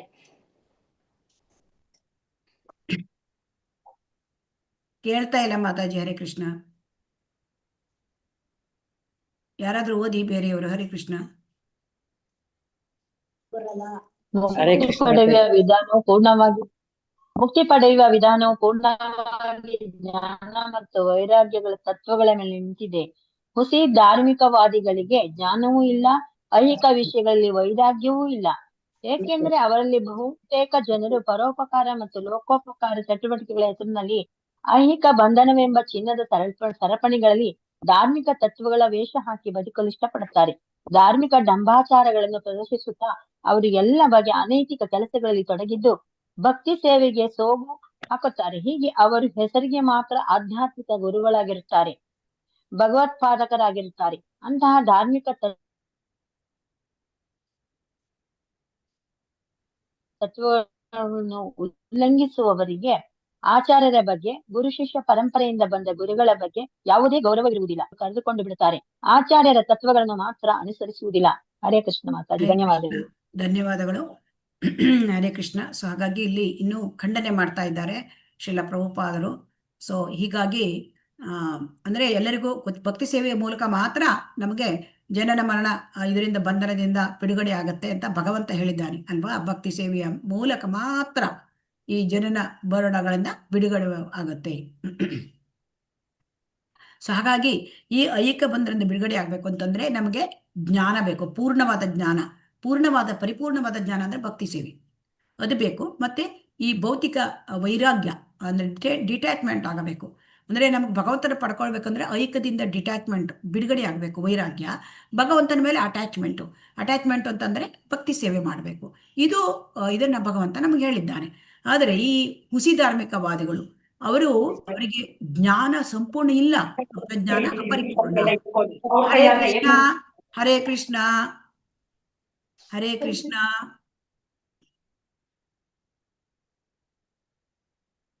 ಅವರಿಗೆ ಹುಸಿ ಧಾರ್ಮಿಕವಾದಿಗಳಿಗೆ ಅವರಿಗೆ ಸಂಪೂರ್ಣವಾದ ಜ್ಞಾನ ಇಲ್ಲ, ಅಪರಿಪೂರ್ಣವಾದ ಜ್ಞಾನ. ಮತ್ತೆ ಅವರಿಗೆ ವೈರಾಗ್ಯ ಇಲ್ಲ. ಯಾಕೆಂತಂದ್ರೆ ಅವ್ರಿಗೆ ವೈರಾಗ್ಯ ಯಾಕಿಲ್ಲ ಅಂತೇಳಿ ಇಲ್ಲಿ ಉತ್ತರ ಹೇಳ್ತಾರೆ. ಅಲ್ಲಿ ಬಹುಪಾಲು ಜನರು ಪರೋಪಕಾರ ಮಾಡ್ತಾರೆ. ಯಾಕೆಂದ್ರೆ ಯಾವಾಗ ಅವರಿಗೆ ಭಗವಂತನ ಭಕ್ತಿ ಸೇವೆಯಲ್ಲಿ ತೊಡಗಲಿಲ್ಲ, ಅವರಿಗೆ ಸಂಪೂರ್ಣವಾದ ಆನಂದ ಸಿಕ್ಕುವುದಿಲ್ಲ. ಭಗವಂತನ ಭಕ್ತಿ ಸೇವೆಯಲ್ಲಿ ತೊಡಗಿದವರಿಗೆ ಮಾತ್ರ ಭಗವಂತನ ಸೇವಾನಂದ, ಕೃಷ್ಣಾನಂದ, ಪರಮಾನಂದ, ಪಂಚಮ ಪುರುಷಾರ್ಥ ಸಿಕ್ಕತ್ತೆ. ಇನ್ನು ಭಗವಂತನ ಬಗ್ಗೆ ಅಪರಿಪೂರ್ಣ ಜ್ಞಾನ ಇದ್ದವರಿಗೆ ಕೇವಲ ಶಾಂತಿ ಶಾಂತಿ ಶಾಂತಿ. ಸೊ ಹಾಗಾಗಿ ಅವರಿಗೆ ಅಲ್ಲಿ ಆ ರೀತಿ ಪೂರ್ಣ ಜ್ಞಾನ ಇಲ್ಲ, ವೈರಾಗ್ಯ ಇಲ್ಲ. ಸೊ ಅದಕ್ಕಾಗಿ ಅವರು ಪರೋಪಕಾರ ಲೋಕೋಪಕಾರ ಅಂತ ಮಾಡ್ತಾರೆ.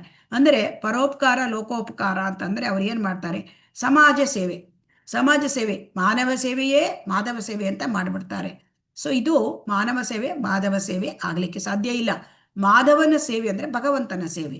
ಸೊ ಭಗವಂತನ ಸೇವೆ ಮಾಡಿದರೆ, ಭಗವಂತ ನಕ್ಕರೆ ಪ್ರಪಂಚದಲ್ಲಿ ಯಾವುದಕ್ಕೂ ಕೊರತೆ ಆಗುವುದಿಲ್ಲ. ಈ ಮಾನವ ಸೇವೆ ಮಾಡಿದರೆ ಎಷ್ಟು ಜನಕ್ಕೆ ಅಂತ ಮಾನವ ಸೇವೆ ಮಾಡಲಿಕ್ಕೆ ಸಾಧ್ಯ? ಒಂದು 10 ಜನಿಗೆ, 100 ಜನಿಗೆ ಅಲ್ವಾ, 1000 ಜನರಿಗೆ ಮಾಡ್ಬೋದು.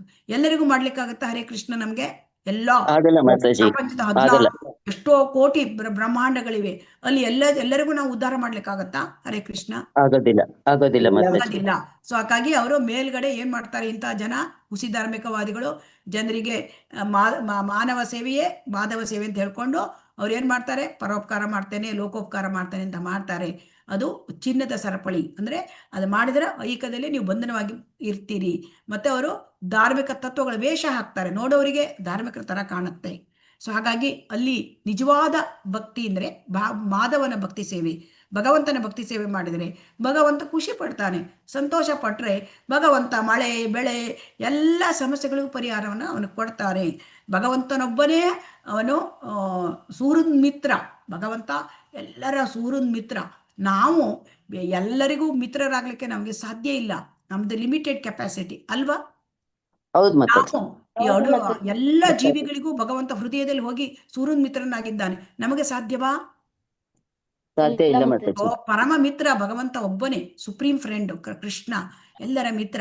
ಸೊ ಹಾಗಾಗಿ ಆ ಭಗವಂತನಿಗೆ ನಾವು ಖುಷಿ ಮಾಡಿದರೆ, ಆ ಭಗವಂತ ನಕ್ಕರೆ ಖುಷಿಯಿಂದ, ಆ ಪ್ರಪಂಚದಲ್ಲಿ ಯಾವುದಕ್ಕೂ ಕೊರತೆ ಆಗೋದಿಲ್ಲ. ಈಗ ಅತಿವೃಷ್ಟಿ ಬರೋದಿಲ್ಲ, ಅನಾವೃಷ್ಟಿ ಬರೋದಿಲ್ಲ, ಮತ್ತೆ ಯಾವುದೇ ಪ್ಯಾಂಡಮಿಕ್ ಬರೋದಿಲ್ಲ. ಕೃಷ್ಣ ಈ ಭೂಮಿ ಮೇಲೆ ಭಗವಂತ ಇದ್ದಾಗ ಯುಧಿಷ್ಠಿರ ಮಹಾರಾಜ ಆಡಳಿತ ಮಾಡ್ತಿದ್ದ. ಅವಾಗ ಸುಖ ಸಮೃದ್ಧಿಯಿಂದ ಇಲ್ಲಿ ಭೂಮಿ ಸಂತೋಷದಿಂದ ಎಲ್ಲ ಕಡೆಗೂ ತುಳುಕಾಡ್ತಿತ್ತು ಅಲ್ವಾ? ಯುಧಿಷ್ಠಿರ ರಾಜ್ಯ ಭಗವಂತನೇ ರಾಜ್ಯಭಾರ ಮಾಡಿದ್ದಾನೆ, ರಾಮರಾಜ್ಯ ಅಂತ ನಾವು ಹೇಳ್ತೇವೆ ಅಲ್ವಾ? ಮತ್ತೆ ವೈದಿಕ ಕಾಲದಲ್ಲಿ ಜನರೆಲ್ಲ ಭಗವಂತನ ನಂಬಿಕೊಂಡು ಭಗವಂತನನ್ನ ಆ ಭಕ್ತಿ ಸೇವೆಯನ್ನು ಮಾಡಿದಾಗ ಪ್ರಪಂಚದಲ್ಲಿ ಸುಖ ಸಮೃದ್ಧಿ ಇತ್ತು ಅಲ್ವಾ? ಹೌದು ಮಾತಾಜಿ. ಆದ್ರೆ ಈಗ ಆಧುನಿಕ ಕಾಲದಲ್ಲಿ ಏನಾಗಿದೆ, ಎಲ್ಲಾ ಕಡೆ ಕೊರತೆ ಅಲ್ವಾ? ದೊಡ್ಡ ದೊಡ್ಡ ಕಾರ್ಖಾನೆಗಳು. ನಮಗೆ ಇಲ್ಲಿ ಶ್ರೀಲ ಪ್ರಭುಪಾದರು ಏನ್ ಹೇಳ್ತಾರೆ ಅಂತಂದ್ರೆ, ಸಂಪತ್ತು ಅಂತಂದ್ರೆ ಅಂದ್ರೆ ಒಂದಿಷ್ಟು ಭೂಮಿ ಅಂದ್ರೆ ವ್ಯವಸಾಯ ಮಾಡ್ಲಿಕ್ಕೆ, ಮತ್ತೆ ಒಂದು ಹಸುಗಳು, ಮತ್ತೆ ಕೆಲವು ದವಸ ಧಾನ್ಯಗಳು ಮನೆಯಲ್ಲಿ, ಮತ್ತೆ ಚಿನ್ನ, ಇದಿಷ್ಟು ಸಂಪತ್ತಂತೆ. ಉಳಿದಿದ್ದೆಲ್ಲ ನಾವೆಲ್ಲ ಇದು ಸಂಪತ್ತಿಲ್ಲ ಅಂದ್ರೆ ಅದು ಸಂಪತ್ತಲ್ಲಂತೆ. ಯಾಕಂದ್ರೆ ಎಷ್ಟು ಹಣ ಮಾಡಿದ್ರು ಹಣ ಕರೆನ್ಸಿ ಅಲ್ವಾ? ಕರೆನ್ಸಿ ವ್ಯಾಲ್ಯೂ ವ್ಯಾಲ್ಯೂ ಅದು ಕಮ್ಮಿ ಆಗ್ತಾ ಹೋಗ್ಬೋದು, ಏನಾದ್ರೂ ಆಗ್ಬಹುದು ಅಲ್ವಾ? ಹೌದು ಮಾತಾಜಿ. ಹಾಗಾಗಿ ವೈದಿಕ ಕಾಲದಲ್ಲಿ ಸಂಪತ್ತು ಅಂತಂದ್ರೆ ನಂದ ಮಹಾರಾಜನಿಗೆ 9 ಲಕ್ಷ ಹಸುಗಳಿದ್ರಂತೆ. ಸೊ ಅದರಿಂದ ಹಸುಗಳು, ಆಮೇಲೆ ಭೂಮಿಯಲ್ಲಿ ವ್ಯವಸಾಯ ಮಾಡೋದು, ಆಮೇಲೆ ದವಸ ಧಾನ್ಯಗಳನ್ನು ಬೆಳ್ಕೊಳ್ಳೋದು. ಸೊ ಇದು ಸಂಪತ್ತು. ಆದರೆ ಆಧುನಿಕ ಕಾಲದಲ್ಲಿ ನಮ್ಮ ಸಂಪತ್ತು ಏನಾಗಿದೆ, ನಮ್ಮದು ಈಗ ಎಲ್ಲಿ ನೋಡಿದ್ರು ಏರ್ ಪೊಲ್ಯೂಷನ್ ಅಲ್ವಾ? ವಾಯು ಮಾಲಿನ್ಯ, ಅಲ್ಲಿ ಎಲ್ಲ ಸಂಪತ್ತು ಅದು ನಮಗೆ. ಆಮೇಲೆ ನೀರು ನೋಡಿದ್ರೆ ನೀರು ಮಾಲಿನ್ಯ, ಆಮೇಲೆ ಎಲ್ಲಿ ನೋಡಿದ್ರು ಶಬ್ದ ಮಾಲಿನ್ಯ, ಆಮೇಲೆ ನಮ್ಮ ಮನಸ್ಸು ಕೂಡ ಮಲಿನವಾಗಿ ಬಿಟ್ಟಿದೆ ಅಲ್ವಾ? ಇದು ಬೇಕಾದಷ್ಟು ಇದೆ ಇಲ್ಲ ಅಲ್ವಾ? ಹಾಗಾಗಿ ಇಲ್ಲಿ ಏನ್ ಮಾಡ್ತಾರೆ ಈ ಜನ ಅಂದ್ರೆ, ಇಲ್ಲಿ ಹುಸಿ ಧಾರ್ಮಿಕವಾದಿಗಳು ಅವರು ಲೋಕೋಪಕಾರ ಅಥವಾ ಪರೋಪಕಾರ ಮಾಡ್ತಾರೆ. ಮಾನವ ಸೇವೆ ಮಾಧವ ಸೇವೆ ಅಂತ. ಆದರೆ ಮಾನವ ಸೇವೆ ಮಾಧವ ಸೇವೆ ಆಗ್ಲಿಕ್ಕೆ ಸಾಧ್ಯ ಇಲ್ಲ. ಮಾಧವ ಸೇವೆ ಮಾಡಿದರೆ ಭಗವಂತ ಸುಪ್ರೀತನಾಗಿ ಎಲ್ಲರಿಗೂ ಕೂಡ ಸುಖ ಸಮೃದ್ಧಿಯಲ್ಲಿ ಇಡ್ಲಿಕ್ಕೆ ಭಗವಂತನೊಬ್ಬರಿಗೆ ಸಾಧ್ಯ. ಹಾಗೆ ಪೃಥು ಮಹಾರಾಜ ಆಗಿ ಅವನು ಭಗವಂತ ಪೃಥು ಮಹಾರಾಜ ಅವತಾರದಲ್ಲಿ ಅವನು ಭೂಮಿಯೇ ಎಲ್ಲ ಬೆಳೆಗಳನ್ನು ಭೂಮಿ ಇಳ್ಕೊಂಡ್ಬಿಟ್ಟಿತ್ತು, ಕೊಡ್ತಾ ಇರ್ಲಿಲ್ಲ. ಯಾಕಂದ್ರೆ ವೇಣ ಮಹಾರಾಜ, ಪೃಥು ಮಹಾರಾಜನ ತಂದೆ ಸ್ವಲ್ಪ ಅಂದರೆ ಅವನು ಸರಿ ಇದನ್ನ ಮಾಡ್ತಾ ಇರಲಿಲ್ಲ ಎಲ್ಲರಿಗೂ. ಆಮೇಲೆ ಎಲ್ಲ ಯಜ್ಞಗಳನ್ನು ನಿಲ್ಲಿಸಿಬಿಟ್ಟಿದ್ದ. ಹಾಗೆ ಅವನು ರಾಜ್ಯಭಾರ ಸರಿ ಮಾಡಲಿಲ್ಲ. ಅದಕ್ಕೆ ಭೂಮಿ ಇದು ಮಾಡಿಕೊಂಡು ಬೆಳೆಗಳನ್ನೇ ಕೊಡ್ತಾ ಇರಲಿಲ್ಲ. ಅವಾಗ ಭಗವಂತ ಅವತಾರ ಎತ್ತಿ ಪೃಥು ಮಹಾರಾಜನಾಗಿ ಎಷ್ಟು ಸುಖ ಸಮೃದ್ಧಿಯಿಂದ ಭೂಮಿಯಿಂದ ಬೆಳೆ ಮಾಡಲಿಕ್ಕೆ ಕೊಟ್ಟ. ಭಗವಂತನೊಬ್ಬರಿಗೆ ಇದೆಲ್ಲ ಸಾಧ್ಯ. ಎಲ್ಲ ಮಳೆ ಬೆಳೆ ಸುಖ ಸಮೃದ್ಧಿ ಕೊಡುವ ಭಗವಂತ. ನಾವೇನೋ ಲೋಕೋಪಕಾರ ಮಾಡ್ತಾನೆ, ಪರೋಪಕಾರ ಹಾಗಾದ್ರೆ ಮಾಡಬೇಕು. ಹೇಗೆ ಮಾಡಬೇಕು? ಎಲ್ಲದರಲ್ಲೂ ಭಗವಂತನ ತಂದ್ಕೋಬೇಕು, ಆ ರೀತಿ ಮಾಡಬೇಕು. ಮತ್ತೆ ಕೆಲವು ಈಗ ಶ್ರೀಲ ಪ್ರಭುಪಾದರು ಹೇಳ್ತಾರೆ, ಈ ರೀತಿ ಹೆಸರಿಗೆ ಮಾತ್ರ ಆಧ್ಯಾತ್ಮಿಕ ಗುರುಗಳಾಗಿರ್ತಾರೆ. ಅಂದ್ರೆ ಈ ರೀತಿಯಾದ ಹುಸಿ ಧಾರ್ಮಿಕವಾದಿಗಳು ಅವರು ಹೆಸರಿಗೆ ಮಾತ್ರ ಗುರುಗಳು. ಯಾಕೆ ಅಂತ ಹೇಳ್ತಾರೆ ಅಂದ್ರೆ, ಅವರಿಗೆ ತನ್ನ ಶಿಷ್ಯರನ್ನು ಭಗವಂತನ ಲೋಕಕ್ಕೆ ಒಯ್ಯುವ ಆಸೆ ಇರೋದಿಲ್ಲ, ಅವರಿಗೆ ಆ ಗುರಿ ಇರೋದಿಲ್ಲ.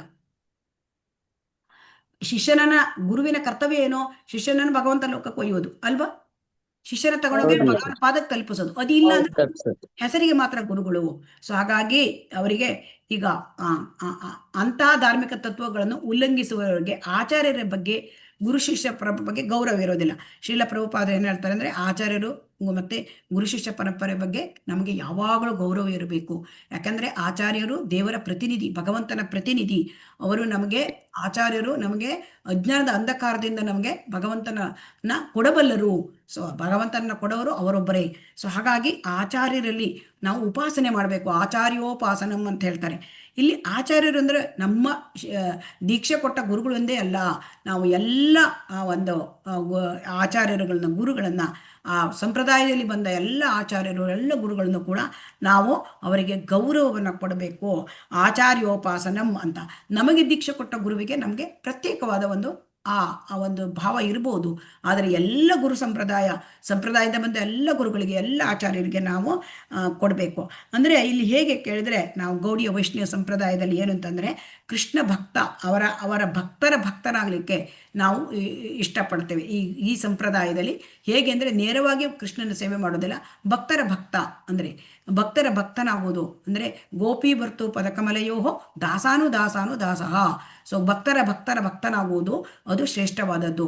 ಅಂದರೆ ಗುರುವಿನ ಮೂಲಕ ಕೃಷ್ಣನನ್ನು ಪಡ್ಕೊಳ್ತಕ್ಕಂಥದ್ದು. ಸೊ ಹಾಗಾಗಿ ಇದರಲ್ಲಿ ಅಂದರೆ ನಮಗೆ ಯಾರು ಇದನ್ನು ಕಲಿಸ್ತಾರೆ ಆ ಗುರುಗಳಿಗೆ ಆ ಒಂದು ನಮಗೆ ಭಗವದ್ಭಕ್ತಿಯನ್ನು ಕೊಡ್ತಾರೆ, ಮಾರ್ಗದರ್ಶನ ಕೊಡ್ತಾರೆ, ದೀಕ್ಷೆಯನ್ನು ಕೊಡ್ತಾರೆ ಆ ಗುರುಗಳು ಮತ್ತು ಸಂಪ್ರದಾಯದ ಬಂದ ಗುರುಗಳು ಎಲ್ಲರಿಗೂ ಕೂಡ ನಾವು ಆಚಾರ್ಯೋಪಾಸನಂ, ಅವರನ್ನು ನಾವು ಉಪಾಸನೆ ಮಾಡಬೇಕು, ಅವರ ಸೇವೆ ಮಾಡಬೇಕು ಅಂತ. ಸೊ ಇಲ್ಲಿ ಒಂದು ಕತೆ ಬರ್ತದೆ. ಅಂದರೆ ಭಕ್ತಿತೀರ್ಥ ಮಹಾರಾಜರು ಅವರು ಕೂಡ ಹಿಂದೆ 1960ನೇ ಇಸ್ವಿನಲ್ಲಿ ಶ್ರೀಲ ಪ್ರಭುಪಾದರು ಹೋದಾಗ ಅಲ್ಲಿ ಅನೇಕ ಜನರು ಕೂಡ ಭಕ್ತಿಯಲ್ಲಿ ಅಂದರೆ ಅವರಿಗೆ ಸ್ಪಿರಿಚುವಲ್ ಪಾತ್ ಬೇಕಾಗಿತ್ತು ಜನರಿಗೆ, ಕೆಲವರಿಗೆ. ಸೊ ಹಾಗಾಗಿ ಅವರು ಹುಡುಕ್ತಾ ಇದ್ದರು ಅಲ್ಲಿ ಕೆಲವರು, ಅಂದರೆ ಎಲ್ಲಿ ಹೋಗೋದು ಯಾಕೆ ಹೋಗೋದು ಹಾಗಂತ ಭಕ್ತಿ ತೀರ್ಥ ಮಹಾರಾಜರು ಕೊನೆಗೆ ಅವರು ಶ್ರೀಲ ಪ್ರಭುಪಾದರ ಹತ್ರ ಬರ್ತಾರೆ. ಆದರೆ ಅದಕ್ಕಿಂತ ಮುಂಚೆ ಅವರು ಸೂಫಿ ಒಬ್ಬ ತಾಂತ್ರಿಕರ ಹತ್ರ ಹೋಗಿರ್ತಾರೆ. ಸೂಫಿ ತಾಂತ್ರಿಕ ಮೊಹಮ್ಮದೀಯರು. ಆದರೆ ಅವರು ಇಷ್ಟು ಒಳ್ಳೆಯ ಸಾತ್ವಿಕ ಮನುಷ್ಯಾಗಿದ್ದಂದರೆ ಅದಕ್ಕೆ ಹೇಳ್ತಾರೆ, ನಿಮಗೆ ಗುರುವಾಗ್ತದೆ, ನೀನು ನಮಗೆ ಗುರುವಾಗೋ ಕೇಳಿದ್ರಂತೆ. ಇಲ್ಲ, ನಾನು ನಿಮ್ಗೆ ಗುರು ಅಲ್ಲ, ನಿನ್ನ ಗುರು ಬೇರೆ ಅಂತೇಳಿ ಅವರು ಈಶೋಪನಿಷತ್ತನ್ನು ಕೊಟ್ರಂತೆ. ಆಮೇಲೆ ಈಶೋಪನಿಷತ್ ತಗೊಂಡ್ಮೇಲೆ ಆಮೇಲೆ ಅವರಿಗೆ ಶ್ರೀಲ ಪ್ರಭುಪಾದರ ಇದಾಗಿ ಒಂದು ಸಂಪರ್ಕ ಬಂದು ಶ್ರೀಲ ಪ್ರಭುಪಾದರಿಂದ ಅವರು ದೀಕ್ಷೆ ತಗೊಳ್ತಾರೆ. ಆಮೇಲೆ ಶ್ರೀಲ ಪ್ರಭುಪಾದರು ಹೋದ್ಮೇಲೆ ಅವರು ಈ ಭೌತಿಕ ಜಗತ್ತು ಬಿಟ್ಟು ಹೋದ್ಮೇಲೆ ಸ್ವಲ್ಪ ಕನ್ಫ್ಯೂಷನ್ ಆಯಿತು ಅವರಿಗೆ. ಮಾರ್ಗದರ್ಶನ 1977ನೇ ಇಸ್ವಿಯಿಂದ ಆಮೇಲೆ ಸ್ವಲ್ಪ ಸಮಯ ಅವರು ಮತ್ತೆ ಹಿಂದೆ ಅವರ ಹತ್ರ ಹೋದ್ರಂತೆ, ಸೂಫಿ ಸಂತರ ಹತ್ರ, ತಾಂತ್ರಿಕರ ಹತ್ರ. ಇಲ್ಲ, ನಾನು ನಿನ್ನ ಗುರುವನ್ನು ನೀನು ಯಾವ ಗುರುವನ್ನು ನೀನು ಪಡ್ಕೊಂಡಿದ್ದೀಯಾ ಅವನಿಂದ ನೀನು ಅವನಿಂದನೇ ನೀನು ಮುಂದುವರ್ಕೋತೀಯ. ಹೀಗೆ ನಾನು ಮಧ್ಯದಲ್ಲಿ ಹೀಗೆ ಬೇರೆ ಗುರುಗಳು ಬರ್ಲಿಕ್ಕೆ ಬರೋದಿಲ್ಲ. ಒಳ್ಳೆ ಮಾರ್ಗದರ್ಶನ ಕೊಟ್ಟಿದ್ದಾರಂತೆ. ಸೊ ನನ್ನ ಕರ್ತವ್ಯ ನಿನ್ನ ಗುರುವನ್ನು ತೋರಿಸೋದು. ಆಮೇಲೆ ಆ ರೀತಿ ಬೇರೆ ಅಂದರೆ ಬೇರೆ ಥರ ಅಪಮಾರ್ಗ ಅಂದರೆ ಕೆಟ್ಟ ಮಾರ್ಗಕ್ಕೆ ಹೋಗೋದಲ್ಲ. ಸೊ ಹಾಗಾಗಿ ನಾವು ತಿಳ್ಕೊಳ್ಬೇಕು ಮಾರ್ಗದರ್ಶಕ ಮಾಡೋರು ಕೂಡ ಹೇಗಿರಬೇಕು ಅಂತ. ಸೊ ಹಾಗಾಗಿ ಇಲ್ಲಿ ಶ್ರೀಲ ಪ್ರಭುಪಾದರು ಕೊನೆಯದಾಗಿ ಹೇಳ್ತಾರೆ, ಹರೇ ಕೃಷ್ಣ. ಓದಿ ಮಾತಾಜಿ. ಹರೇ ಕೃಷ್ಣ. ಹರೇ ಕೃಷ್ಣ ಮಾತಾಜಿ. ಇಂಥ ಕದೀಮರು ಮಾನವ ಸಮಾಜಕ್ಕೆ ತುಂಬಾ ಅಪಾಯಕಾರಿಗಳು. ಧಾರ್ಮಿಕ ಸರ್ಕಾರವಿಲ್ಲದೆ ಇರುವುದರಿಂದ ಅವರು ಸರ್ಕಾರದ ಶಿಕ್ಷೆಯಿಂದ ತಪ್ಪಿಸಿಕೊಳ್ಳುತ್ತಾರೆ. ಆದರೆ ಅವರು ಪರಮಪುರುಷನ ಕಟ್ಟಳೆಯಿಂದ ತಪ್ಪಿಸಿಕೊಳ್ಳಲಾರರು. ಭಗವದ್ಗೀತೆಯಲ್ಲಿ 16ನೇ ಅಧ್ಯಾಯ 19-20 ಧಾರ್ಮಿಕ ಪ್ರಚಾರಕರ ವೇಷದಲ್ಲಿರುವ ರಾಕ್ಷಸರನ್ನು ನರಕದ ಹಂದತಮ ಪ್ರದೇಶಗಳಿಗೆ ಎಸೆಯಲಾಗುವುದು ಎಂದು ಭಗವಂತನು ಸ್ಪಷ್ಟವಾಗಿ ಹೇಳಿದ್ದಾನೆ. ಈ ಹುಸಿ ಧಾರ್ಮಿಕವಾದಿಗಳು ಕೇವಲ ಇಂದ್ರಿಯ ಸುಖಕ್ಕಾಗಿ ಮಾಡುವ ಆಧ್ಯಾತ್ಮಿಕ ಗುರುವಿನ ಕೆಲಸವನ್ನು ಮುಗಿಸಿದ ಮೇಲೆ ಈ ಜಗತ್ತಿನ ಅತ್ಯಂತ ವಲಸಾದ ಸ್ಥಳಕ್ಕೆ ಹೋಗುತ್ತಿದ್ದಾರೆ ಎಂದು ಈಶೋಪನಿಷತ್ ಖಚಿತವಾಗಿ ಹೇಳುತ್ತದೆ. ಹಾಗಾಗಿ ಹರೇ ಕೃಷ್ಣ, ಈ ಹುಸಿ ಧಾರ್ಮಿಕವಾದಿಗಳಿಗೆ ಅವರು ಮಾನವ ಸಮಾಜಕ್ಕೆ ಅಪಾಯ ಮಾಡ್ತಾರೆ ಅಂತ ಹೇಳ್ತಾರೆ. ಯಾಕೆ ಅಪಾಯ ಮಾಡ್ತಾರೆ? ಅವರು ಭಗವಂತನಿಂದ ಸಾಮಾನ್ಯ ಜನರು, ಜನಸಾಮಾನ್ಯರು ಅವರನ್ನ ಅಜ್ಞಾನಿಗಳನ್ನ ತೆಗೆದುಕೊಂಡು ಭಗವಂತನಿಂದ ದೂರ ಮಾಡಿಬಿಡ್ತಾರೆ. ಸೊ ಆದ್ದರಿಂದ ಅವರು ಸಮಾಜಕ್ಕೆ ಅಪಾಯಕಾರಿಗಳು. ಆದರೆ ಈ ಸಮಾಜದಲ್ಲಿ ಅವರಿಗೆ ಯಾಕೆ ಶಿಕ್ಷೆ ಇಲ್ಲ? ನಮ್ಮ ಸಮಾಜದಲ್ಲಿ ಅಪಾಯ ಮಾಡಿದವರಿಗೆ ಶಿಕ್ಷೆ ಕೊಡಬೇಕಲ್ವಾ? ಯಾಕೆ ಇಲ್ಲ ಅಂದರೆ ಇಲ್ಲಿ ಧಾರ್ಮಿಕ ಸರ್ಕಾರ ಇಲ್ಲ. ಇಲ್ಲಿರೋದು ಸೆಕ್ಯುಲರ್ ಸರ್ಕಾರ ಅಂತೇಳಿ. ಸೊ ಹಾಗಾಗಿ ಧಾರ್ಮಿಕ ಸರ್ಕಾರ ಇಲ್ಲ, ಸರ್ಕಾರದವ್ರು ಶಿಕ್ಷೆ ಕೊಡಕ್ಕೆ ಸಾಧ್ಯ ಇಲ್ಲ ಅಲ್ವಾ? ಹರೇ ಕೃಷ್ಣ. ಹೌದು ಮಾತಾಜಿ. ಸಮಾಜಕ್ಕೆ ಅಪಾಯ ಮಾಡಿದವರಿಗೆ ಶಿಕ್ಷೆ ಕೊಡಬೇಕು ಸರ್ಕಾರದ ಕೆಲಸ. ಆದ್ರೆ ಇಲ್ಲಿ ಸರ್ಕಾರ ಕೊಡ್ತಾ ಇಲ್ಲ. ಯಾಕೆ ಕೇಳಿದರೆ ಧಾರ್ಮಿಕ ಸರ್ಕಾರ ಇಲ್ಲ. ಸೊ ಹಾಗಾಗಿ ಇಲ್ಲಿ ಸೆಕ್ಯುಲರ್ ಸರ್ಕಾರ ಅಂತ ಇರ್ತದೆ.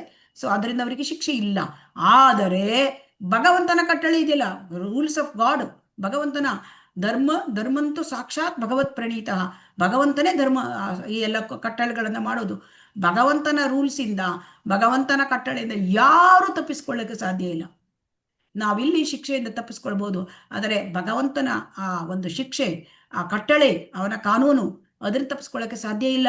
ಶ್ರೀಲ ಪ್ರಭುಪಾದರು ಹೇಳ್ತಾರೆ. ಅದಕ್ಕೆ ಭಗವದ್ಗೀತೆ ಇದು ಹೇಗೆ ಗೊತ್ತಾಗುತ್ತೆ?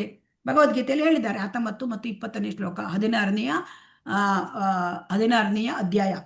ತಾನಹಂ ದುಷತ ಕ್ರೂರಾನ್ ಸಂಸಾರೇಶು ನರಾಧಮಾನ್ ಕ್ಷಿಪಾಮಿ ಅಜಸ್ರಂ ಅಶುಭಾನ್ ಆಸುರೀಶ್ವೇವ ಯೋನಿಷು.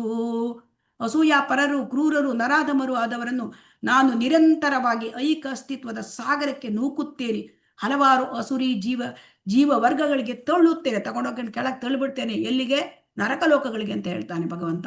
ಈ ರೀತಿಯಾಗಿ ಜನರನ್ನು ದಾರಿ ತಪ್ಪಿಸಿ ಹುಸಿ ಧಾರ್ಮಿಕವಾದಗಳಿಗೆ ಅವರು ಇಂದ್ರಿಯ ಸುಖಕ್ಕಾಗಿ ಮಾಡುವ ಆಧ್ಯಾತ್ಮಿಕ ಗುರುವಿನ ಕೆಲಸ.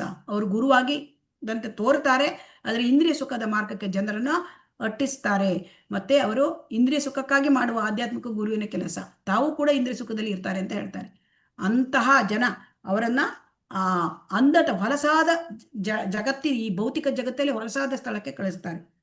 ಅದಕ್ಕೆ ಹೇಳ್ತಾರೆ, ಆಸುರಿಂ ಯೋನಿ ಮಾಪನ್ನ ಮೂಢ ಜನ್ಮನಿ ಜನ್ಮನಿ ಮಾಮ ಪ್ರಪ್ಯೈವ ಕೌಂತೇಯ ತಥೋ ಯಾಂತಿ ಅಧಮಾಂ ಗತಿಂ. ಹಾಗಾಗಿ ಕುಂತಿಯ ಮಗನಾದ ಅರ್ಜುನನೇ, ಆಸುರಿ ಜೀವ ವರ್ಗಗಳಲ್ಲಿ ಮತ್ತೆ ಮತ್ತೆ ಹುಟ್ಟುವ ಇಂತಹ ಜನರು ಎಂದೂ ನನ್ನ ಬಳಿಗೆ ಬರುವುದಿಲ್ಲ. ಕ್ರಮೇಣ ಅವರು ಅತ್ಯಂತ ಅಸಹ್ಯಕರ ಬಗೆಯ ಅಸ್ತಿತ್ವಕ್ಕೆ ಇಳಿಯುತ್ತಾರೆ. ಸೊ ಅದರಿಂದ ಈ ರೀತಿ ಆಗ್ತದೆ, ಅವರು ಈ ಜಗತ್ತಿನ ಅತ್ಯಂತ ಹೊಲಸಾದ ಸ್ಥಳಕ್ಕೆ ಹೋಗ್ತಾರೆ ಅಂತ ಈಶೋಪನಿಷತ್ ಖಚಿತವಾಗಿ ಹೇಳುತ್ತೆ. ಹಾಗಾಗಿ ಇಲ್ಲಿ 2 ರೀತಿಯನ್ನ ಇವತ್ತಿನ ನಾವು ಒಂದು ಮಂತ್ರ 12ರಲ್ಲಿ ನೋಡಿದ್ದೇವೆ. ಒಂದು, ದೇವತೆಗಳನ್ನ ಆರಾಧನೆ ಮಾಡಿದರೆ ನಾವು ಭೌತಿಕ ಪ್ರಪಂಚದಲ್ಲೇ ಉಳ್ಕೊಂಡ್ಬಿಡ್ತೇವೆ, ಆಧ್ಯಾತ್ಮಿಕ ಲೋಕಕ್ಕೆ, ಭಗವಂತನ ಲೋಕಕ್ಕೆ ಹೋಗ್ಲಿಕ್ಕಾಗಲ್ಲ. ಸೊ ಈ ಭೌತಿಕ ಪ್ರಪಂಚ ಅಂಧತಮ ಪ್ರದೇಶ. ಯಾಕೆಂದರೆ ಅದು ಇಲ್ಲಿ ಸೂರ್ಯ ಚಂದ್ರರಿಲ್ಲದೆ ಇಲ್ಲಿ ಬೆಳಕಿರೋದಿಲ್ಲ, ಮತ್ತೆ ಇಲ್ಲಿ ನಮಗೆ ಅಜ್ಞಾನದ ಅಂಧಕಾರ. ಸೊ ಹಾಗಾಗಿ ನಾವು ದೇವತೆಗಳನ್ನು ಗೌರವಿಸಬೇಕು. ದೇವತೆಗಳು ಭಕ್ತರೇ, ಆದರೆ ದೇವತೆಗಳಿಂದ ನಾವು ಭಕ್ತಿಯನ್ನು ಕೇಳಬೇಕು. ಸೊ ಹಾಗಾಗಿ ಭಗವಂತನ ಆರಾಧನೆ ಮಾಡಿದರೆ ಭಗವಂತನ ಲೋಕಕ್ಕೆ ಹೋಗ್ಬೋದು. ತಾತ್ಕಾಲಿಕ ಪರಿಹಾರಕ್ಕಾಗಿ ದೇವತೆಗಳನ್ನು ಆರಾಧನೆ ಮಾಡಿದರೆ ದೇವತೆಗಳಿಂದ ಪರಿಹಾರ ಸಿಕ್ಕಿದರೆ ಭೌತಿಕದಲ್ಲೇ ಉಳಿಯುತ್ತೇವೆ. ದೇವತೆಗಳ ಆರಾಧನೆ ಮಾಡಿದರೆ ದೇವತಾ ಲೋಕಕ್ಕೆ ಹೋಗ್ಬೋದು, ಭಗವಂತನ ಆರಾಧನೆ ಮಾಡಿದ್ರೆ ಭಗವಂತನ ಲೋಕಕ್ಕೆ ಹೋಗ್ತೇವೆ. ಆದರೆ ಭಗವಂತ ಭಗವದ್ಗೀತೆಯಲ್ಲಿ ಭಾಗವತಮಲ್ಲಿ ಹೇಳಿದ್ದಾನೆ, ಅಕಾಮ ಸರ್ವ ಕಾಮೋ ಮೋಕ್ಷ ಕಾಮ ಉದಾರದೀಹಿ ತೀವ್ರೇಣ ಭಕ್ತಿ ಯೋಗೇನ ಯಜೇತ ಪುರುಷಂ ಪರಂ. ಆದ್ದರಿಂದ ನಾವು ಶಾಶ್ವತವಾದ ಪರಿಹಾರ ತಗೋಬೇಕು, ಭಗವಂತನ ಹತ್ರ ಹೋಗ್ಬೇಕು. ಶಾಶ್ವತವಾದ ಪರಿಹಾರ ಅಂದರೆ ಭಗವದ್ಧಾಮಕ್ಕೆ. ಅದಕ್ಕೆ ನಾವು ಭಕ್ತಿ ಸೇವೆಯನ್ನು ಮಾಡಬೇಕು. ಅದನ್ನೇ ಭಾಗವತಮಲ್ಲಿ ಕೂಡ ಹೇಳಿದೆ, ತೀವ್ರೇಣ ಭಕ್ತಿ ಯೋಗೇನ ಯಜೇತ ಪರಂ. ನಿಮ್ಮಲ್ಲಿ ಸಕಲ ಆಶೆಗಳಿರಲಿ ಅಥವಾ ಮುಕ್ತಿಯ ಬಯಕೆ ಇರಲಿ, ಆದರೆ ಭಗವಂತನ ಹತ್ರ, ಅವನು ಪರಮ ತಂದೆ, ಅವನ ಹತ್ರ ಹೋಗಿ ಅವನ ಸೇವೆ ಮಾಡಿ ಅವಾಗ ಅವನು ಕೊಡ್ತಾನೆ. ಅವನು ಆ ಒಂದು ಭೌತಿಕವನ್ನು ಕೊಡ್ತಾನೆ, ಆದರೆ ನಮ್ಮೆಲ್ಲರ ಹೃದಯವನ್ನು ಸ್ವಚ್ಛ ಮಾಡಿ, ಅವನು ಹೃದಯವನ್ನು ಶುದ್ಧಿ ಮಾಡಿ ನಮಗೆ ಭಗವಂತ ಲೋಕಕ್ಕೆ ಹೋಗುವ ಅವಕಾಶವನ್ನು ಕಲ್ಪಿಸಿಕೊಡ್ತಾನೆ. ಸೊ ಹಾಗಾಗಿ ನಾವು ಭಗವಂತನ ಸೇವೆಯಲ್ಲಿ ತೊಡಗಬೇಕು. ನಿರಾಕಾರ ಬ್ರಹ್ಮನನ್ನು ಅರ್ಚಿಸುವವರು ಅಂದರೆ ಇಲ್ಲಿ ನಿರಾಕಾರ ಬ್ರಹ್ಮನ್ ಮಾಯಾವಾದಿಗಳ ಬಗ್ಗೆ ಹೇಳಿದ್ದಾರೆ. ಸೊ ಹೆಚ್ಚಿನ ಕತ್ತಲೆಯ ಪ್ರದೇಶವನ್ನು ಬಯಸ್ತಾರೆ. ಯಾಕೆಂದರೆ ಅವರು ಹುಸಿ ಧಾರ್ಮಿಕತೆಯ ಸೋಗು ಹಾಕಿ ಅವರು ಅಜ್ಞಾನಿಗಳಿಗೆ ತಪ್ಪು ದಾರಿಗೆ ಎಳಿತಾರೆ. ಮತ್ತೆ ಈ ರೀತಿಯಾಗಿ ಇದನ್ನ ಈಶೋಪನಿಷತ್ತು ನಮಗೆ ಇದನ್ನ ಎಚ್ಚರಿಸಿದೆ. ಆದ್ದರಿಂದ ನಮಗೆ ಈಶೋಪನಿಷತ್ತಿನ ಈ ಮಂತ್ರದಿಂದ ನಮಗೆ ಏನು ಅರ್ಥ ಆಗತ್ತೆ ಅಂದರೆ, ದೇವೋತ್ತಮ ಪರಮಪುರುಷ ಭಗವಂತನ ಆರಾಧನೆ, ಆ ಭಗವಾನ್ ಸಚ್ಚಿದಾನಂದ ರೂಪಿ ವಿಗ್ರಹ, ಆ ಭಗವಂತನ ಆರಾಧನೆಯಲ್ಲಿ ನಾವು ತೊಡಗಿದರೆ ನಮಗೆ ಭಗವಂತನ ಒಂದು ಈ ಶಾಶ್ವತವಾದ ಪರಿಹಾರ, ಈ ಒಂದು ನಮ್ಮ ಸಮಸ್ಯೆಗಳಿಗೆ ಎಲ್ಲ ಪರಿಹಾರವನ್ನು ಕೂಡ ಕಂಡುಹಿಡ್ಬೋದು, ನಾವು ಪಡ್ಕೊಳ್ಬಹುದು. ಹರೇ ಕೃಷ್ಣ. ವಾಂಚಾ ಕಲ್ಪತರುಭ್ಯಶ್ಚ ಕೃಪಾ ಸಿಂಧುಭ್ಯ ಏವ ಚ ಪತಿತಾನಾಂ ಪಾವನೇಭ್ಯೋ ವೈಷ್ಣವೇಭ್ಯೋ ನಮೋ ನಮಃ. ಹರೇ ಕೃಷ್ಣ ಕೃಷ್ಣ ಕೃಷ್ಣ ಹರೇ ಹರೇ, ಹರೇ ರಾಮ ರಾಮ ರಾಮ ಹರೇ ಹರೇ, ಹರೇ ಕೃಷ್ಣ ಕೃಷ್ಣ ಕೃಷ್ಣ ಹರೇ ಹರೇ, ಹರೇ ರಾಮ ರಾಮ ರಾಮ ಹರೇ ಹರೇ. ಶ್ರೀ ರಾಧಾ ಗೋವಿಂದ ಕಿ ಜೈ, ಶ್ರೀ ಗೌರನಿತಾಯ್ ಕಿ ಜೈ, ಶ್ರೀಲ ಪ್ರಭುಪಾದ ಕಿ ಜೈ. ಹರೇ ಕೃಷ್ಣ. ಧನ್ಯವಾದ.